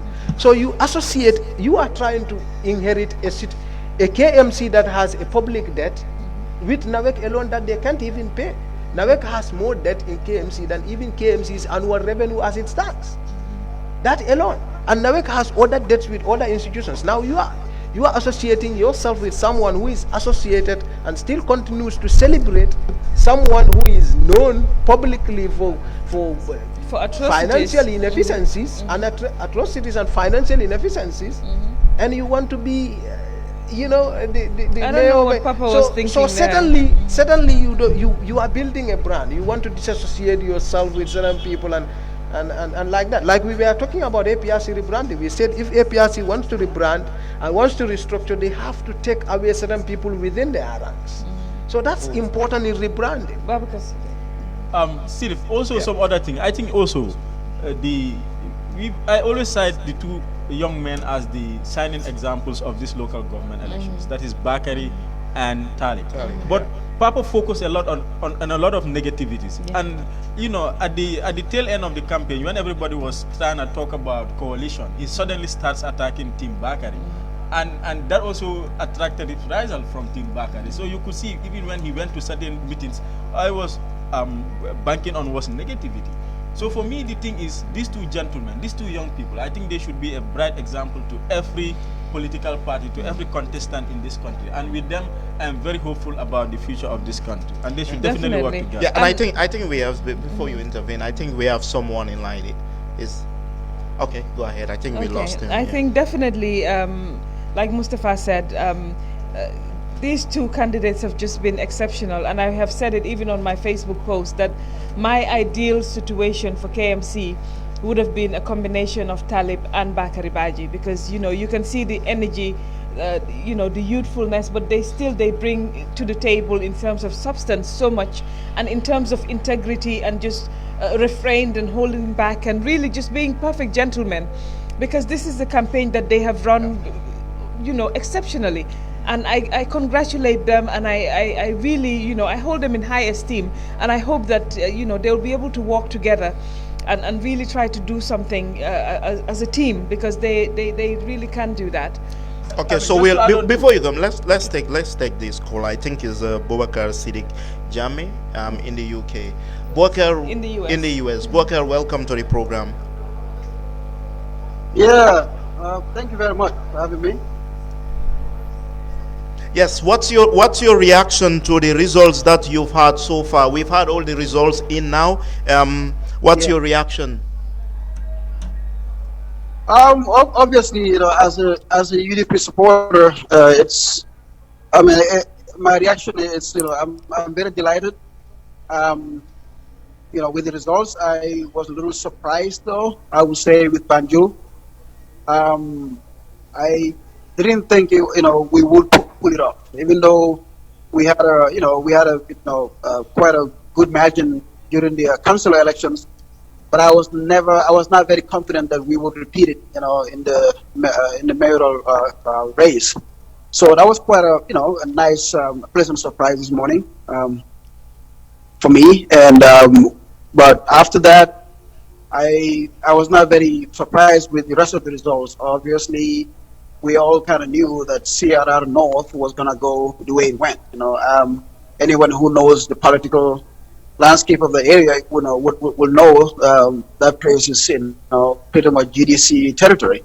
So it came down to the wire, but I expected for it to go that way. So overall, I'm satisfied, and equally grateful to the Gambia electorate, and also accepting a very heavy challenge, a very heavy burden on UDP now that pretty much all facets of government are in our hands. Well, apart from the presidency, and but most of the mechanisms of government are in our hands. This comes with a huge responsibility, and but we accept it, and other than that, I would say it's a very good night, and we are grateful to the Gambian electorate too. So. And are you going to take some break from politics on the Facebook? Because some of you included, it's been very it's been very emotional and tough campaign out there. I actually this is exactly this. Like, I'm glad you asked this question, because this is something that I actually talked about a week ago. Only about 2 weeks ago with Mamadou Koulibaly, when I had him on. When I went to visit him in California. Koulibaly and I in Pata were on the phone. On Facebook Live. This is the question that I posed: what's next? And this is not just me. This goes to everybody on Facebook that are engaged in the political back and forth. At this point, for myself, I can guarantee that it's not going to be business as usual as it has been before. In the past 9-10 months. Now we have to challenge ourselves. We have to rise above the party politics and now start holding ourselves accountable. How start, holding government accountable, and this is not partisan. So some of these actions might agitate some party UDP members. It's going to happen. It's going to be a point where they will not be happy with some of the things we will say, because at this point in time, it's over. The politics is done. Now we have it in our hands, and we need to assure the Gambian electorate in the next 5 years that we can take care of their affairs. Yeah. This is not a joke. It's not some fanfare where we just drum. The celebration is going to go away, and it's time to work. So it is time to hold our people, our government accountable, our elected officials accountable, and most importantly, UDP have to stand up and make sure our elected officials are doing what they're supposed to be doing, and not be afraid or not hold back when they see things that are happening that should, because this is a referendum for the next 4 or 5 years when we go back to the polls. Yeah. We cannot go back and ask people for their votes when we have to deliver. So it's a huge challenge, and it's going to be for me, it's going to be a new strategy moving forward. It's not partisan politics anymore for me. Once in a while, of course, we will drift towards partisan politics when we, come across certain things here and there. But generally, I think that phase is over now. So this is very serious, and I try to make everybody understand this. I personally, everybody will see my conduct going forward. It's not going to be too partisan, but instead being, holding people accountable. And that's not going to be pretty all the time. Okay, so Abubakar, thank you very much. Thanks for joining us, and congratulations as a member of the UDP out there. So that's reaction from Boubacar Siddiq Jammeh, a UDP militant or UDP member who is based in the US. We were talking about the KMC. Now let's go to my own home, Briama Area Council, the Briama Administrative Area, and results there too are here. And before, for those of us who've not been following the activities in Briama, this campaign trail, so there too, like some other places, we have 3 APRC versus 1 UDP.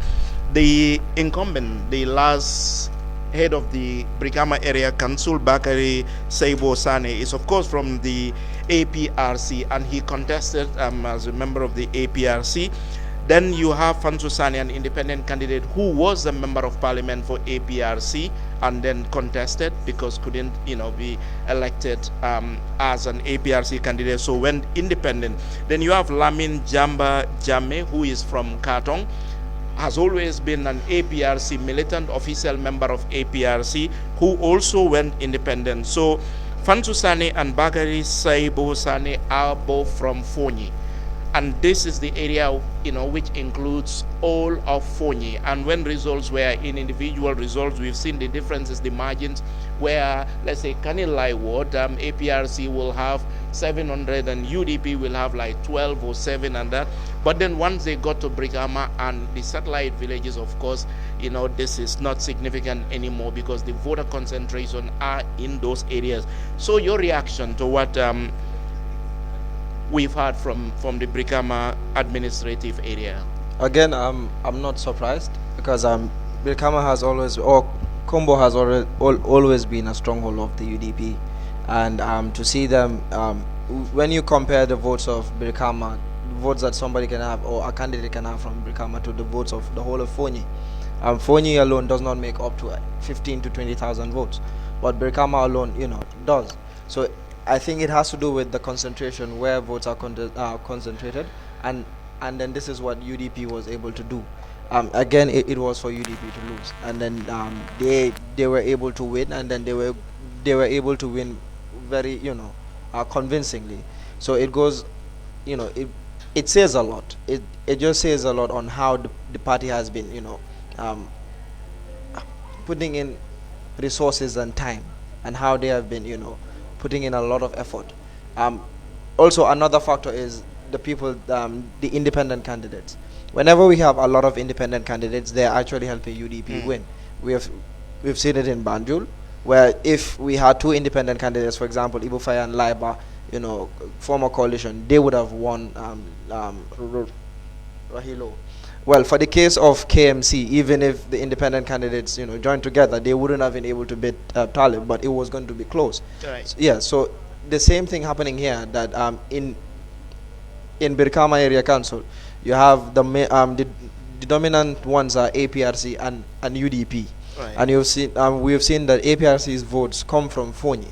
And in Fonyi alone, it's been divided into 3 people. Right. So I think that because really the overall margin is 26,000. Okay. Yeah. So that's the margin. Yeah. So you could see the difference. Right. Yeah. You could definitely see the difference, and then you could see the difference between the the independents and the APRC. It was not a big margin. So that says a lot about what happened. Yeah, Mustafa Briama. Yes, I've seen certain trends that I definitely need to. Sorry, I've seen certain trends that I definitely need to bring to the attention of the viewers. One is the fact that there is a budding internal threat even among APRC, because you are seeing candidates coming out of the party, independent candidates coming out of the party to challenge the status quo of the party.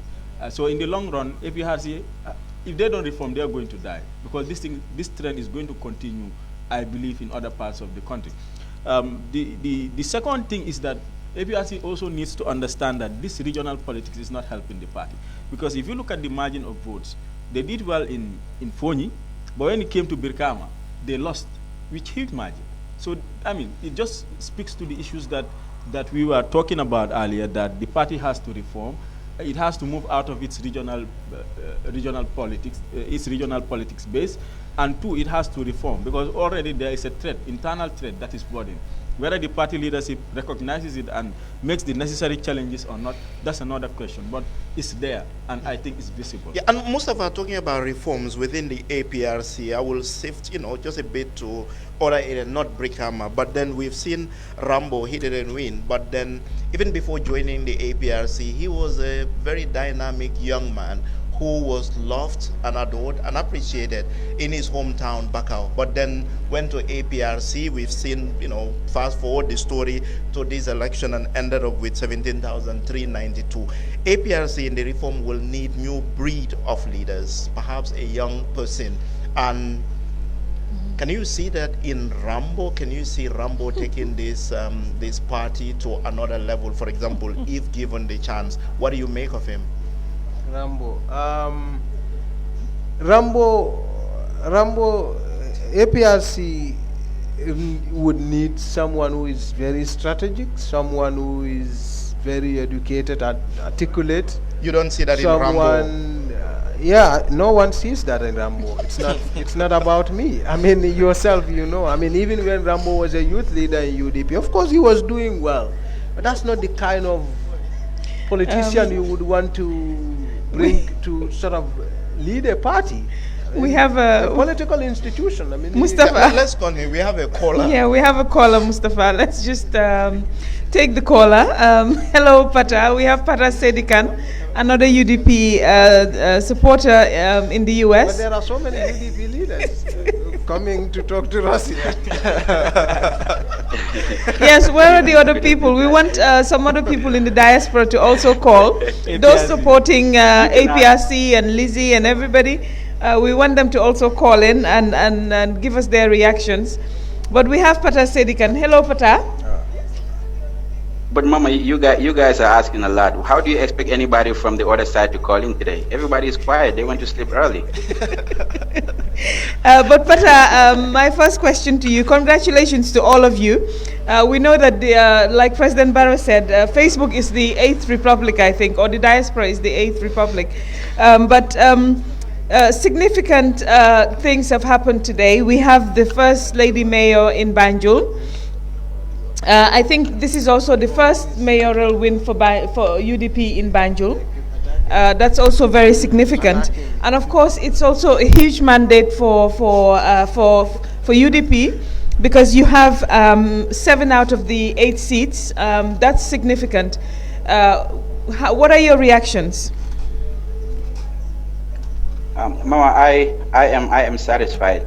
I am very, very satisfied. But most importantly, I am very proud of the grassroots work we have seen in these elections. Not just the UDP. We have seen a lot of these candidates. Not necessarily like a lot of these parties do not actually put up a fight for their candidates. But then I have seen individual candidates go out there and converse for votes, door to door, house to house, and do all the kind of things that they needed to do. Now, for Rohi, this is amazing. I remember before Rohi will launch her campaign, in one of our meetings when she said that she had a desire to run for the UDP. Knowing me, I know I was going to support a UDP candidate because I believe in structures anyway. But what I told Rohi was, Rohi, Banjul is all very, very, very competitive. Banjul is different. The dynamics are going to be different. What do you have for the people of Banjul? Because it cannot just be your party. You cannot just come because you are yellow and people vote for you. And his thing was, for so long we had seen how the politics in Banjul has gone. I think for the first time when they give a opportunity to a female, we are going to see a lot of difference. But also, I have also had some vision that I wanted to infuse in the ideas of the party so we can transform Banjul. So I was nervous for a little bit because Banjul had always been anti-establishment. We had seen that, and then even when this is not a UDP candidate, they are still UDP as an establishment.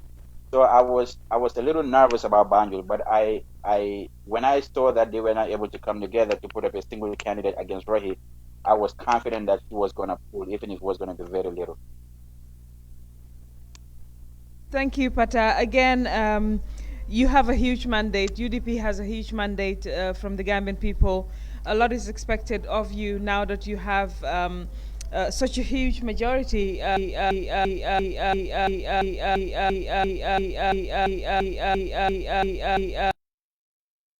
Your advice to the party in terms of because I think the presidency is the only thing that's independent now in this country. Everything else is UDP. So how is UDP going to manage this to ensure that the expectations of the people are met, Pata? Well, first, I would say I am not a party spokesperson, but as a supporter, we can see signs from the way the UDP.